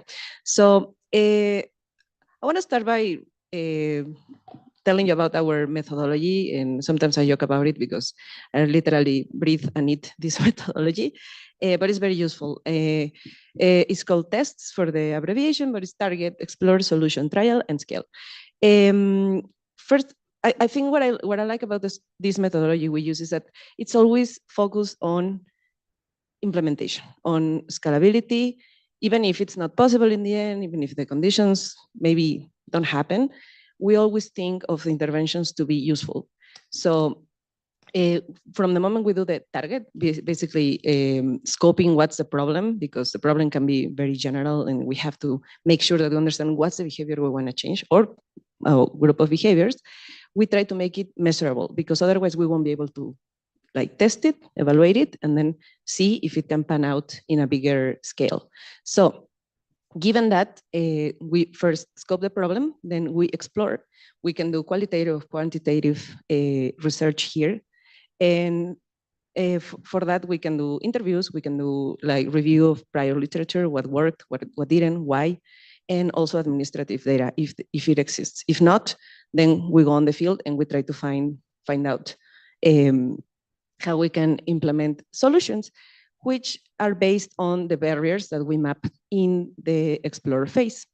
In the solution phase, we usually apply our EAST framework that some of you might know, which is if you want to make something happen, you make it easy, you make it attractive, we make it social, you make it timely. And if we basically attach a solution to the barriers, or maybe could be a more complex solution to the barriers we found. Then we test it.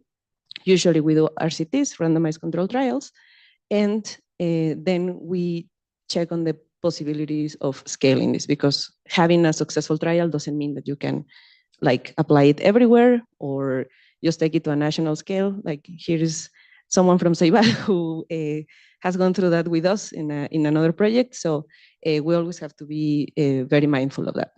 Now, for our intervention, our original design was basically providing information and digital tools for decision-making for the Venezuelan immigrants. The assumption, the key barrier for us at the moment was that maybe they lacked structured information so that they could do better decision-making. But then after some expert interviews and some systematic review on the information that Mercy Corps had on Ven Esperanza's functioning and existing resources, we realized that maybe that wasn't the best approach. Information alone is not always enough, and we know that. Like from whatever idea we have on rationality, we know that having information is not enough, and that wasn't the key barrier probably. So we shifted the focus from mainly giving information through digital tools to a more behavioral like coaching in person. We knew we had the capability. We explored it with Mercy Corps, that they already have persons on the field working. So we thought it could be possible if we like moved resources towards that end. For the explore activities, basically, we went to Medellin. We tried to identify the barriers that Miguel showed you in the beginning that came up through the process. And we did like a vast literature review to see what could work. The main findings we had in this phase was that there might be an information overload, actually, not less information, but there is actually a lot of information, sometimes conflicting, sometimes from different sources, which will make it very difficult for Venezuelan immigrants to know where to go, what benefits to get, how to do it. Also, there was a lack of dedicated reflection spaces, meaning they live in a rush, basically. They live on like thinking of the next day, thinking of today, and they didn't have any moment so they could pause and reflect. And we thought that could be one of the main barriers that they could be facing in the situation they live in. Also, we realized that although our main goal was to help them make decisions on employment and migration status or what they wanted to do, where they wanted to stay, we realized that we couldn't give like a one-fits-all solution, because although all of them have these kind of problems in mind, maybe they were not the main problems for them at the moment. So we wanted to make something more neutral so they could use it to solve the problem that they thought was more important for them at the moment. Also, we realized that all the potential psychological barriers that we could find were in detriment of their capability to make better choices. And that's basically set by the environment they live in. And there were some gaps also in the programs that currently existed. Included Ven Esperanza, there is a very good program that already gives some support regarding employability mainly, and also some guidance in migration and some support psychologically if you look for it, but it was limited. So we thought that a potential solution was a cash plus coaching model, meaning we already have Ven Esperanza, we already have the resources, and then we can add some coaching specifically for problem solving. So then this meant that after the Explore, we moved from giving information to coaching, from just unstructured decision-making processes where you have the information, you do whatever you feel like, to some guided reflection, from generic recommendations to tailored support according to what each person needed, each person decided was the problem they needed to solve, and from just giving maybe more cognitive overload to the people to giving this psychological support. This is the front face of the workbook we produced. It's like the main product. We call it Camino a mis metas. Whoever knows Spanish can tell that this is also a word game, maybe that's how you say it, because it's like I walk towards my goals, or like a path towards my goals. And people liked it actually very much. They understood that. And basically it's 5 sessions like a coaching in person, where the facilitators we trained went to wherever people wanted them to meet, in their homes or in a park or somewhere neutral. So they didn't have the friction to have to go places. And we had this workbook so they could make notes and track progress. We had a manual for the facilitators where we explain each section of the workbook so they could deliver. So that exists, and it can be scalable if needed. And they also had to send the facilitators some WhatsApp messages every week so they could make people stay engaged, but also be motivated and remember what was next for the next session and when was the next session, so they wouldn't miss it. Then we focus on some pillars that we're gonna see in the next slide. But basically it was like a curriculum that was progressing. And the participants had to make commitments at the end of every session so that they could continue working on the next. We applied, of course, our framework for solutions. We simplified the contents, although we based our solution on cognitive behavioral therapy and something called PM+, Problem Management Plus, from the World Health Organization, are really good materials, but are extensive. So we simplify them, made them shorter and very specific for problem solving. So that was our tailoring. We also made it very attractive in terms of making it culturally relevant and also nice looking. Like the materials were really nice for the beneficiaries that participated. We also made it social by trying to tap into the networks that these migrants already have and exist, but they maybe in the situation they are in, they don't think they have anybody around. So we try to make it visible for them. And also we made it timely with the reminders that every week had to be sent, and with the planning that was embedded in the project. So these are the sessions, and we were building upon the prior session. First, it was about change is possible, and people can make decisions to change their behavior and their future. Then about well-being and creating a plan of action for the future. Then facing challenges and solving problems. That was the most CBT of the 4 modules, because we use techniques to help them like appraise their problems and maybe realize that they were not as big or as bad as they thought through cognitive behavioral therapy. Then a module on the support networks that they have, and also a final session on next steps and what else did they think they needed to finalize their plan.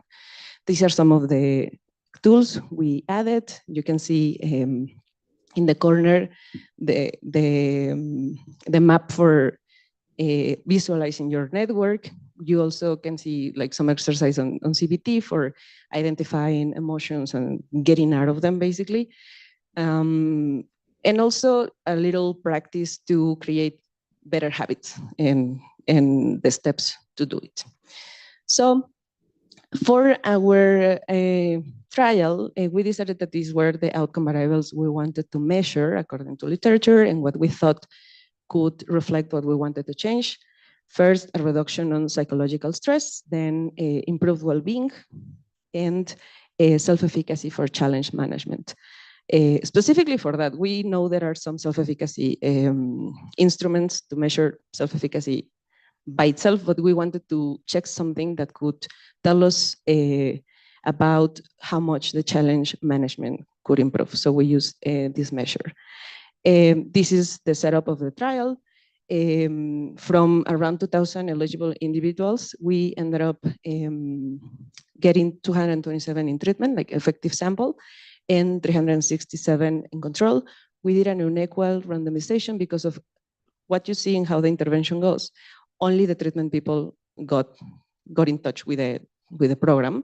And we did, and the blue squares that you see, a baseline at the moment they consented to participate, and then an end line. And of course, the control people were not going to hear from us. They knew that.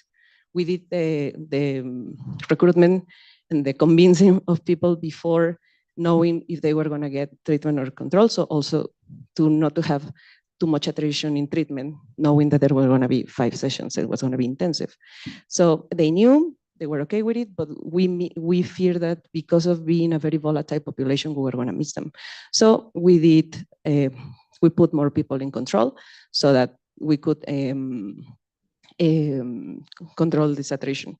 And then we analyzed the results at endline. Basically, we wanted the baseline for potential measurements if something went wrong, but what we were really interested was in the endline measurements, and that's what we used for the results.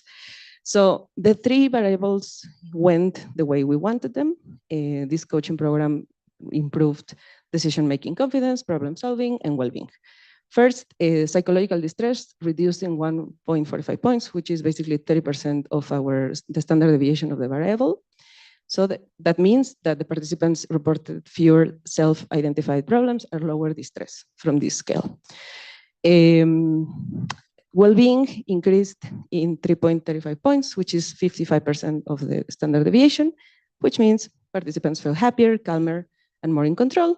Stronger impact was among women. So we know that there is a genderized effect of the intervention.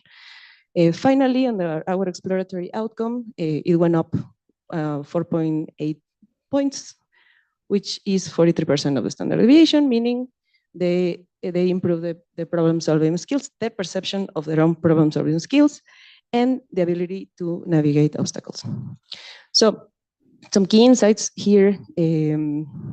The cash plus models might be useful since we have the basis of the cash transfer already. And we talk about this with practitioners, and they were always telling us, if you don't give something so that people can relieve the needs they have at the moment, then psychology won't do nothing. And we agreed. So this was the perfect environment to implement this. The cash transfer provides some stability so that when you come with this kind of programs, they can make more strategic decisions with the money they have currently and with the situation they are in. Also, for sure, psychological barriers can impact financial and migration decisions. We saw it. I mean, I went on the field for UX testing of the materials, and yes, this always came up. Even if they didn't tell you, you could see how these barriers were really messing with their capability to make better decisions, even if they had the best intentions with their family, with themselves. And what we said before, women benefited the most in general. So this can reduce some gender disparities in economic and migration outcomes if we think of women. Finally, for a scale, for next steps, it might be very useful, very effective to integrate this behavioral coaching with existing financial aid. The intervention could be quite scalable and cost-effective, especially considering that in the literature, in prior interventions, sometimes what you see is a group of clinical trials where people that already seek for psychological help get good results, but it's a small sample, or you kind of think of some bias in the self-selection bias of the people that participate there. So these, although we also saw maybe a self-selection bias with the women because more women wanted to participate and men were a bit, not so sure maybe, but we had men also in the sample. It wasn't definitory, and let's say it wasn't a barrier. Like gender wasn't really a barrier. Maybe other issues regarding more men have to go out and work, and maybe that's why they didn't want to commit to the whole thing. But we had a lot of men in the sample too. Finally, we can think of other ways to make it more scalable, maybe a hybrid model, because many people now have cell phones, even though, the situation might be dire. Everybody mostly has a cell phone with WhatsApp and with data. We saw it very useful that we could train the people in Mercy Corps. I mean, we went to give the training to the facilitators, but then leaders from Mercy Corps took the course, and then when they had to recruit new facilitators to cover all the areas they wanted to go to, they did the training, and they didn't need us at all because they had the materials and they saw us doing it, so they could reproduce it. And finally, maybe exploring some options through WhatsApp and other tools that could make it more scalable. And I guess this is what we have. Thank you for being here. And here is a picture of our main group of facilitators that went on the field to do this intervention. Thank you.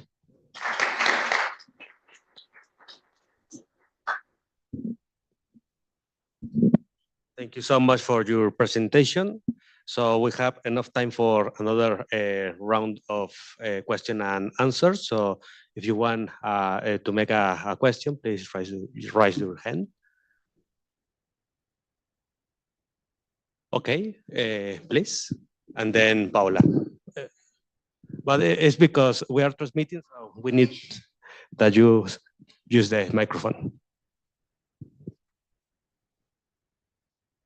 Okay, so thank you for your presentation, very interesting. I would like to know if you explore a little bit more about the characteristics of the people that this intervention work, like if you had the chance to explore maybe some heterogeneous effects or something like that to characterize these people. Because as you say, you have a little bit of selection bias in the sample, but maybe you could explore a little more.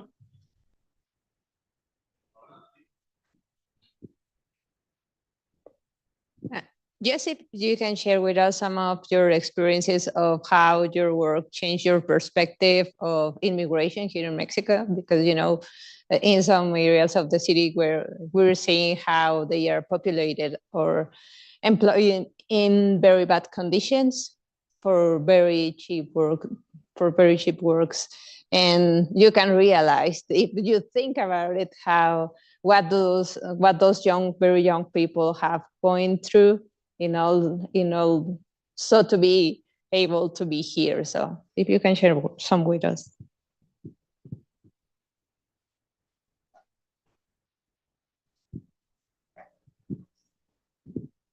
Please, Mayra and Miguel. Gracias, Josafat. Gracias por sus preguntas, gracias por estar aquí. Sorry, in English. Yeah, I didn't bring those graphs. And right now, maybe I can also get back to you to show them, because maybe I have them over there. But yeah, women, it was, I don't think it was like 80%, it was like 60, 70% of the sample.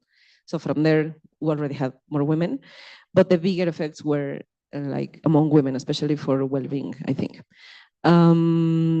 Also, younger people didn't do that well. I mean, the effects were smaller. Makes sense, maybe because of the level of commitment, or maybe they don't think this is so necessary, or they haven't gone through the things that older people have gone through.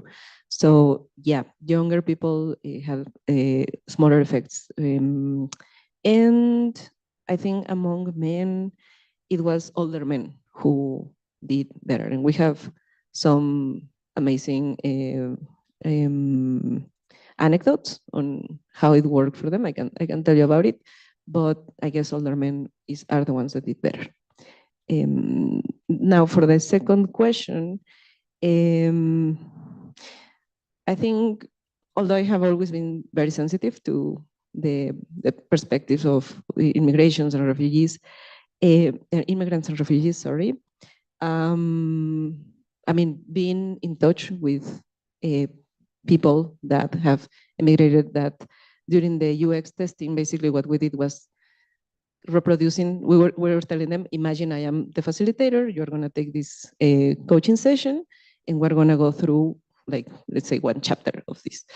And it was very hard to like hold it together, because they have very dire situations, very, like, the stories they have are very harsh, and also makes me feel very hopeful that what we did there can be scalable. Maybe that's why I insist on scalability, because the materials themselves are not even, they don't even mention the word immigrant. They just talk about people and their dreams and their desires and their decisions. So I think that gave me like a lot of hope regarding what can be done, because in the end, the stories have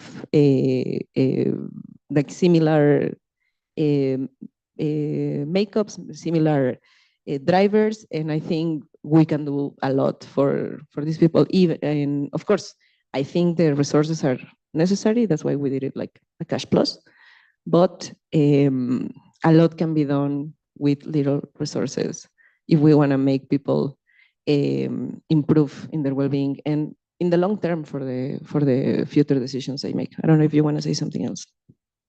Yeah, thank you, Mayra. Just for a second question. Yeah, we have thought about and we have some reflections about the second question, especially because, well, migration is like a huge issue right now in the region. And here what we've been thinking is that, of course, because of proximity, Colombia has received millions of Venezuelan migrants in their country, and they are like ahead of where we are right now in terms of receiving and maybe assimilating some of them. So this experience has helped us like thinking about what this could be in the case of Mexico, because conditions have changed in the last months, and Mexico has become more attractive in some sense for some migrants to stay and work here.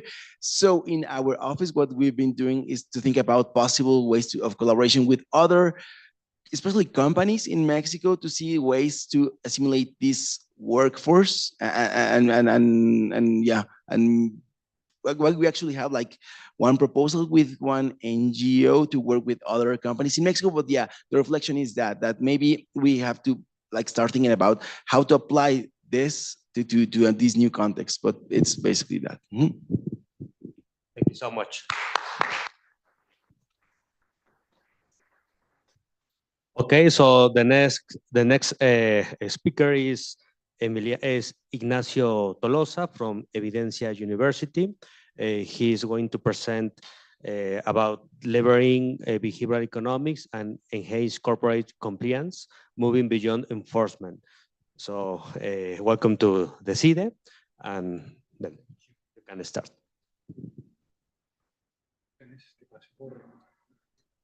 Sí, para presentar el... Te mandé por correo el PDF. Me lo enviaste. Sí. Entonces, ¿de dónde es tu universidad? De Orlando.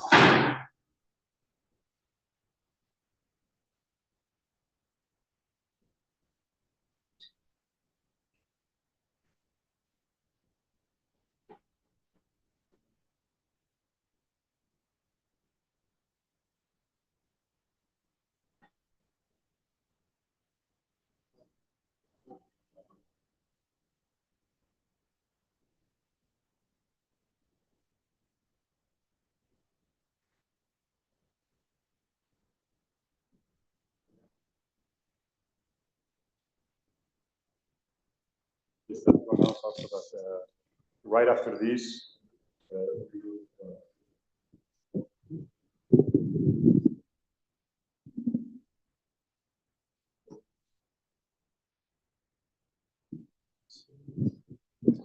Se lo mandé cuando empezaron ellos, hace media hora.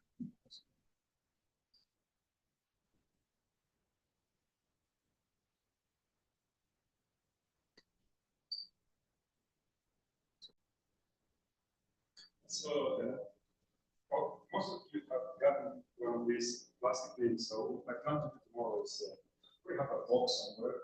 We can recycle this. Unless you.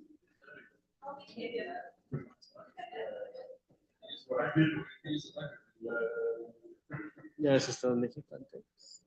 Había estado acá en la ciudad hace 30 años, casi 29. Todo ese tiempo.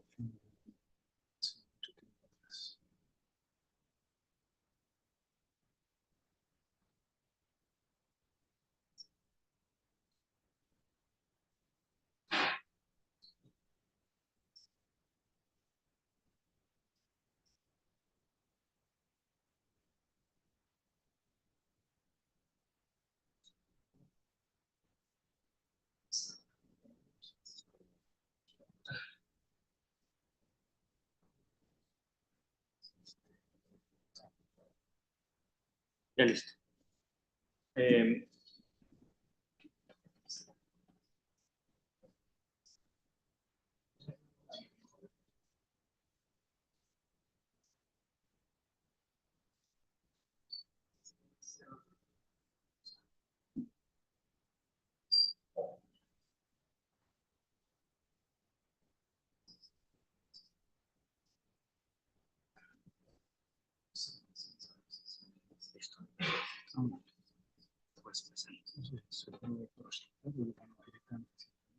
Sí, aquí puedes ir presentando.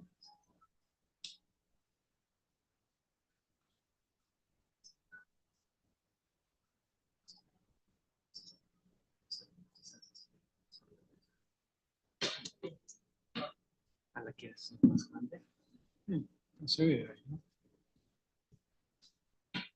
Okay. I don't know what's the biggest challenge to present before late lunch or after it.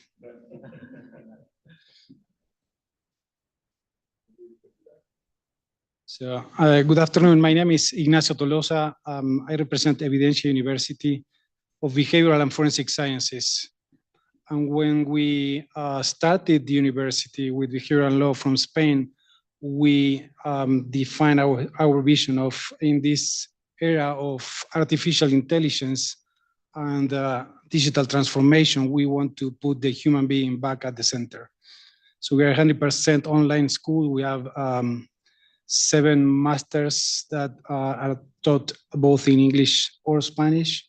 And we have 150 plus continuing education courses now. So we would probably agree that rules and enforcement alone are not enough to ensure ethical behavior.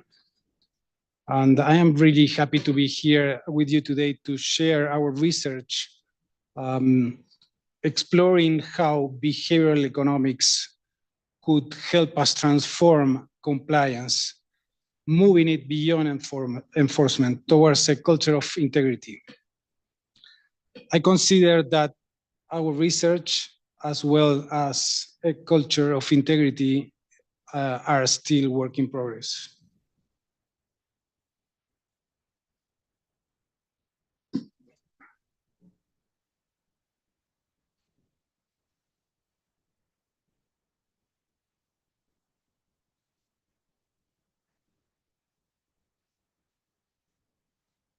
Centro. Aquí, ¿no? Ah, bueno. Gracias. In this era of artificial intelligence. So let's start with this simple yet puzzling question. Why do smart people in well-run companies still break the rules? We often assume that corporate misconduct is a problem of bad actors or weak enforcement. But the truth is really more complex. Even organizations with really strict enforcement or strict compliance programs, they face ethical breaches. Compliance is not just about rules, it is about behavior. So let's explore what we think we could do to rethink compliance. And with a background in corporate finance and a lot of corporate auditing, financial investigations, forensic accounting, when I first was confronted with behavioral economics, the thought came to mind, why is behavioral economics not really used in corporate compliance without knowing much? So the first idea was, let's try to look into corporate code of conduct and see how much of behavioral economics, behavioral science is put into those codes and try to compare them. We changed a little bit on that, but we know that traditional programs often fall short of preventing unethical behavior. And why? And that's what our that's what was our original hypothesis. the codes of conduct are really based on rules and punishment. So we shifted a little bit, and we thought, what if compliance programs could leverage from behavioral insights? What could we do about that? And we proposed this hypothesis. And what did we do? We embarked in a systematic review using Prisma of the intersection between corporate compliance and behavioral economics. We looked into what the literature said about that, and to no surprise, there was not too much. So we originally identified 109 articles. We narrowed it down to 28 that really touched on that intersection. And I really want to make a comment about Donald Langebord, whose work was cited in 26 out of the 28 papers that came into the systematic review. So what are Langebord contributions to this topic or this hypothesis that we posted? He's a leader scholar in the fields of behavioral compliance, bringing psychology, law, and behavioral economics all together to try to come up with improvements for compliance. He explored how overconfidence, motivated reasoning, social influences impact decision-making, and how they distort risk perception and ethical judgment. He talks about the limits of these traditional programs, which are really based on legal incentives. And he said legal incentives alone are not going to be enough to prevent wrongdoing. He stresses the need for organizational culture, and particularly leadership of organizations, to really shape behavior within the organizations. I don't know what's going on here. So,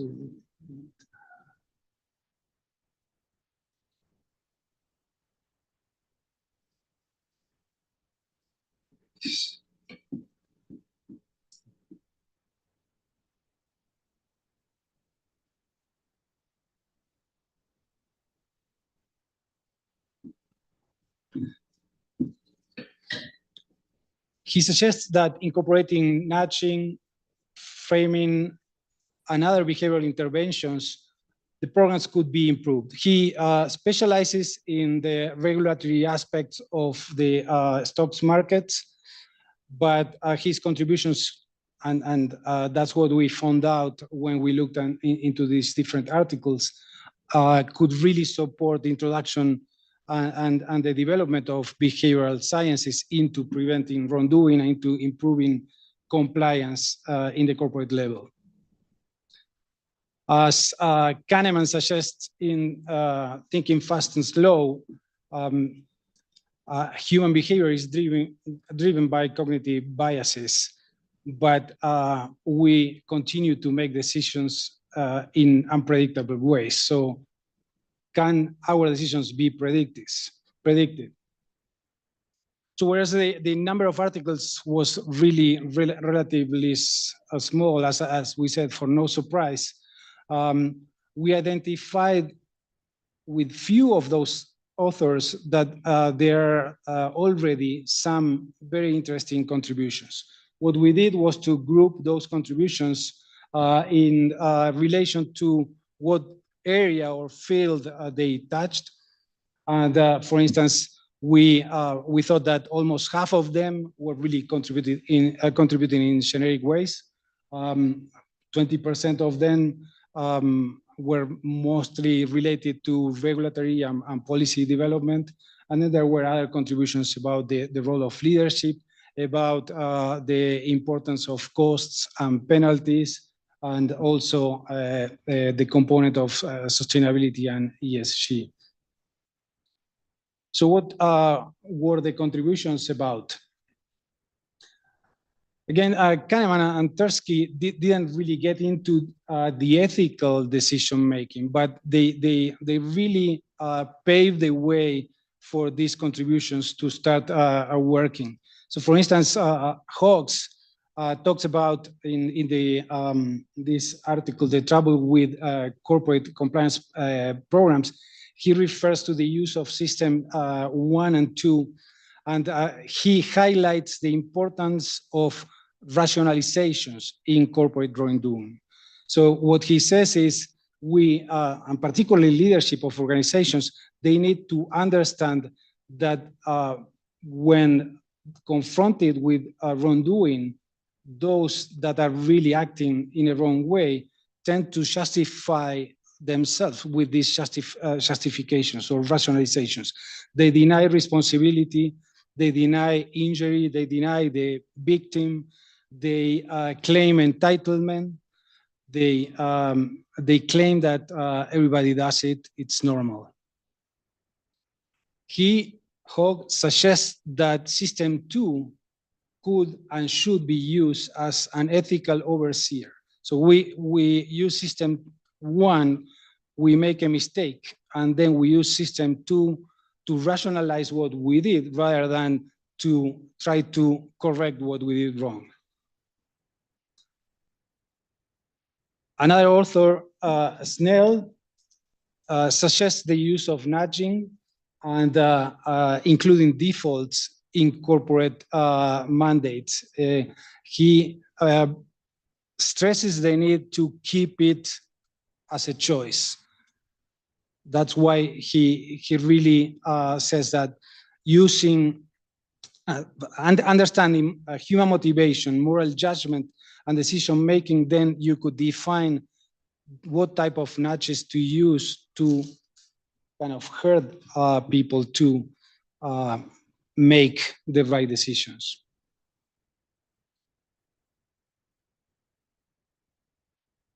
Another author, Ames, he suggests that embracing behavioral economics, the leaderships of different organizations could really get to address the realities of human behavior and cognitive biases.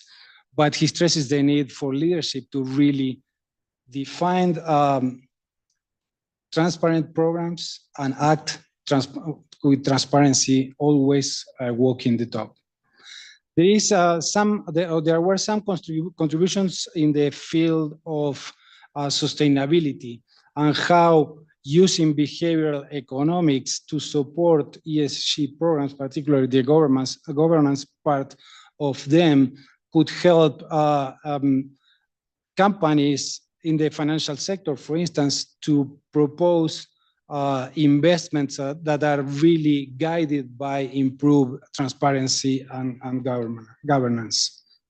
And then Langevord again says that some of the critics said that companies that define their code of conduct tend to rely on having them rather than them working correctly, because they said, if we have the code of conduct, then we are not guilty. So all in all, we think there were quite a few promising outcomes. There are actions and strategies that could be developed and implementing. The use of framing is really recommended. Trying to move the compliance efforts from an individual perspective to a group effort. And then social norming could really help in this sense. Then the work of Hogg, as I mentioned, understanding rationalizations, particularly for developing compliance programs, could really help organizations improve their compliance records. The key on leadership being aware of cognitive biases and developing programs that really embrace behavioral economics, and making training programs could really be of help for improving compliance and integrity in organizations. And we really found the idea of using System 2 as an ethical overseer to have a lot of potential for improving compliance in organizations. There are obviously limitations. Behavioral economics is still an evolving science. Behavioral compliance is really starting to crawl, but there are a lot of opportunities there.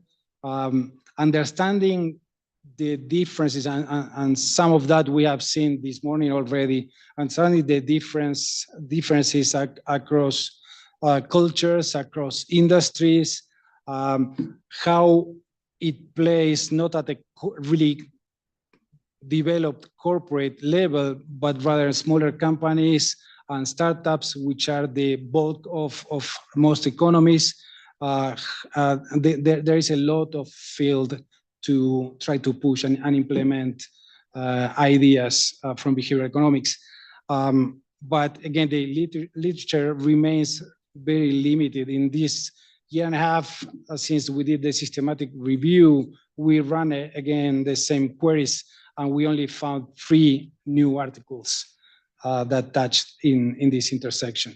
So there's a lot of ground to really explore and continue developing.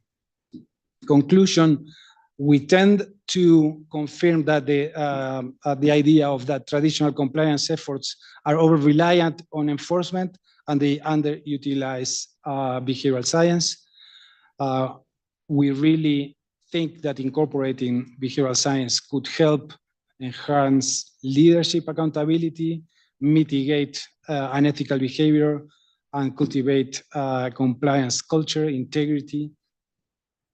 Also, it could help organizations with their employee value proposition in this age where there is so much competition for talent. Organizations that could prove that they have a culture of compliance could make them more attractive for getting a hold of that talent. The contributions from these authors, particularly from Langebert, using compliance, using the psychology of misconduct to enhance compliance, the idea of how to have leadership understand rationalizations, and the use of nudging and social norming will really help organizations improve in their compliance efforts. This is what we found out with our research, and I should be by now ready to open the floor for questions and say thank you, but there is always a but. 1 more minute. So someone mentioned our friend, someone mentioned our friend Elon this morning, and on February 10th, the US government issued an executive order pausing the Foreign Corrupt Practices Act. So, what are we talking about? What is more important? Developing businesses in the US or having a culture of integrity? So now, experts are exploring what the potential impact of this could be.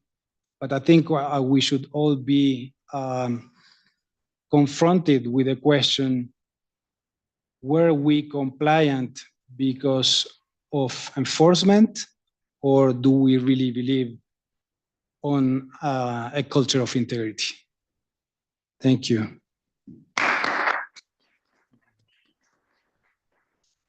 Thank you so much.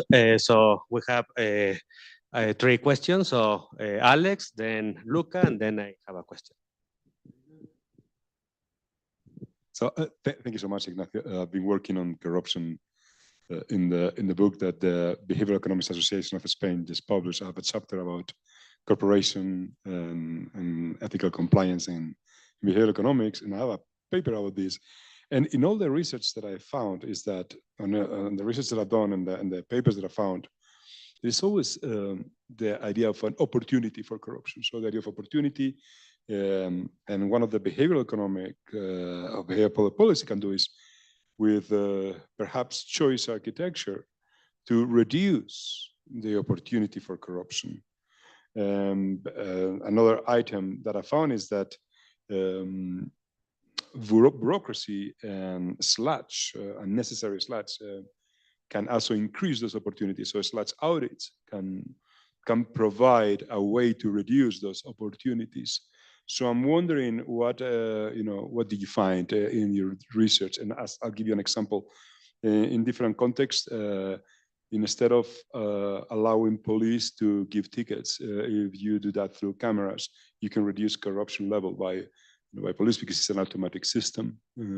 So what did you find about reducing sludge and reducing the opportunity for corruption? Thank you. Thank you for your presentation. Have you found some article from Jonathan Ides? It's in my presentation, Rationality Wars, because his theory is different than Kahneman theory about corruption, because he created this model, he called the model SIM, social intuitionist model, and proposed that moral judgment are primarily the result of automatic intuition, not of the system 2, but from the system 1. So I think you can find there a different point of view about how to change our behavior, but pressuring system 1, not system 2. That's Plato. Yeah, that's Plato. Everything is going round and round. Thank you. Thank you so much. I just have one question. It has related with the notion of commodification from this author from Harvard, Samuel Bowles, and the other one, Michael Sander. And I'm wondering whether you can make a relationship between this idea of business and the culture of moral integrity with that idea of how the use of incentives commodify the reasoning. So I wonder whether there is a relation between those topics. Thank you. So when we ran that systematic review, we did not include corruption in the search. So we probably missed quite a few of those articles because of that. And that could be a very good idea to continue with our research. Some of these authors already mentioned nudging as a good opportunity. They don't talk about sludge in these articles, at least, but I'm with you. There is a lot of potential for removing sludge and improving compliance, making it easier, still giving the choice. Look, I don't recall that author, but I will look into it. Maybe you can give me more details. And repeat your question again. It was basically if we came across his work.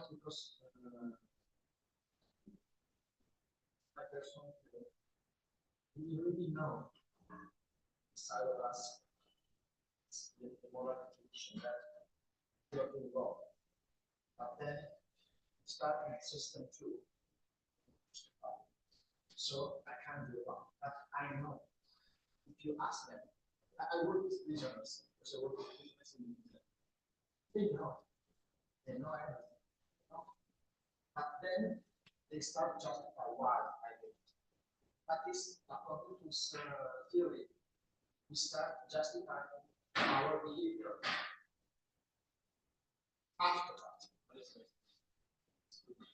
Yes, it is that. So I think it's interesting. It's proposal because it's like we know then I do it because of nature, because of whatever you want. But we know that. Yeah. association too. They are very young, like minds, they have everything, life, but then they start to fight, I think, because of the system that they develop, and start with this kind of storytelling. Beside of them,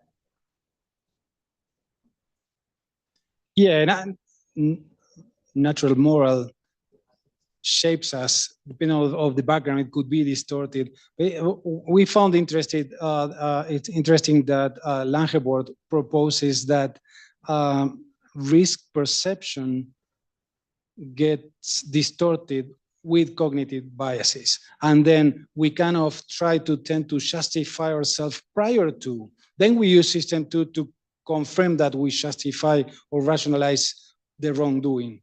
But we start to get a blurry, and I think probably in Paula's work, you could see part of it when you get close to corruption and this justification, we kind of lose a little bit about the morality, and we get more into the justification. And then using behavioral concept, behavioral insights to try to nudge and to, it's at the end of the day, the wrongdoing is individual.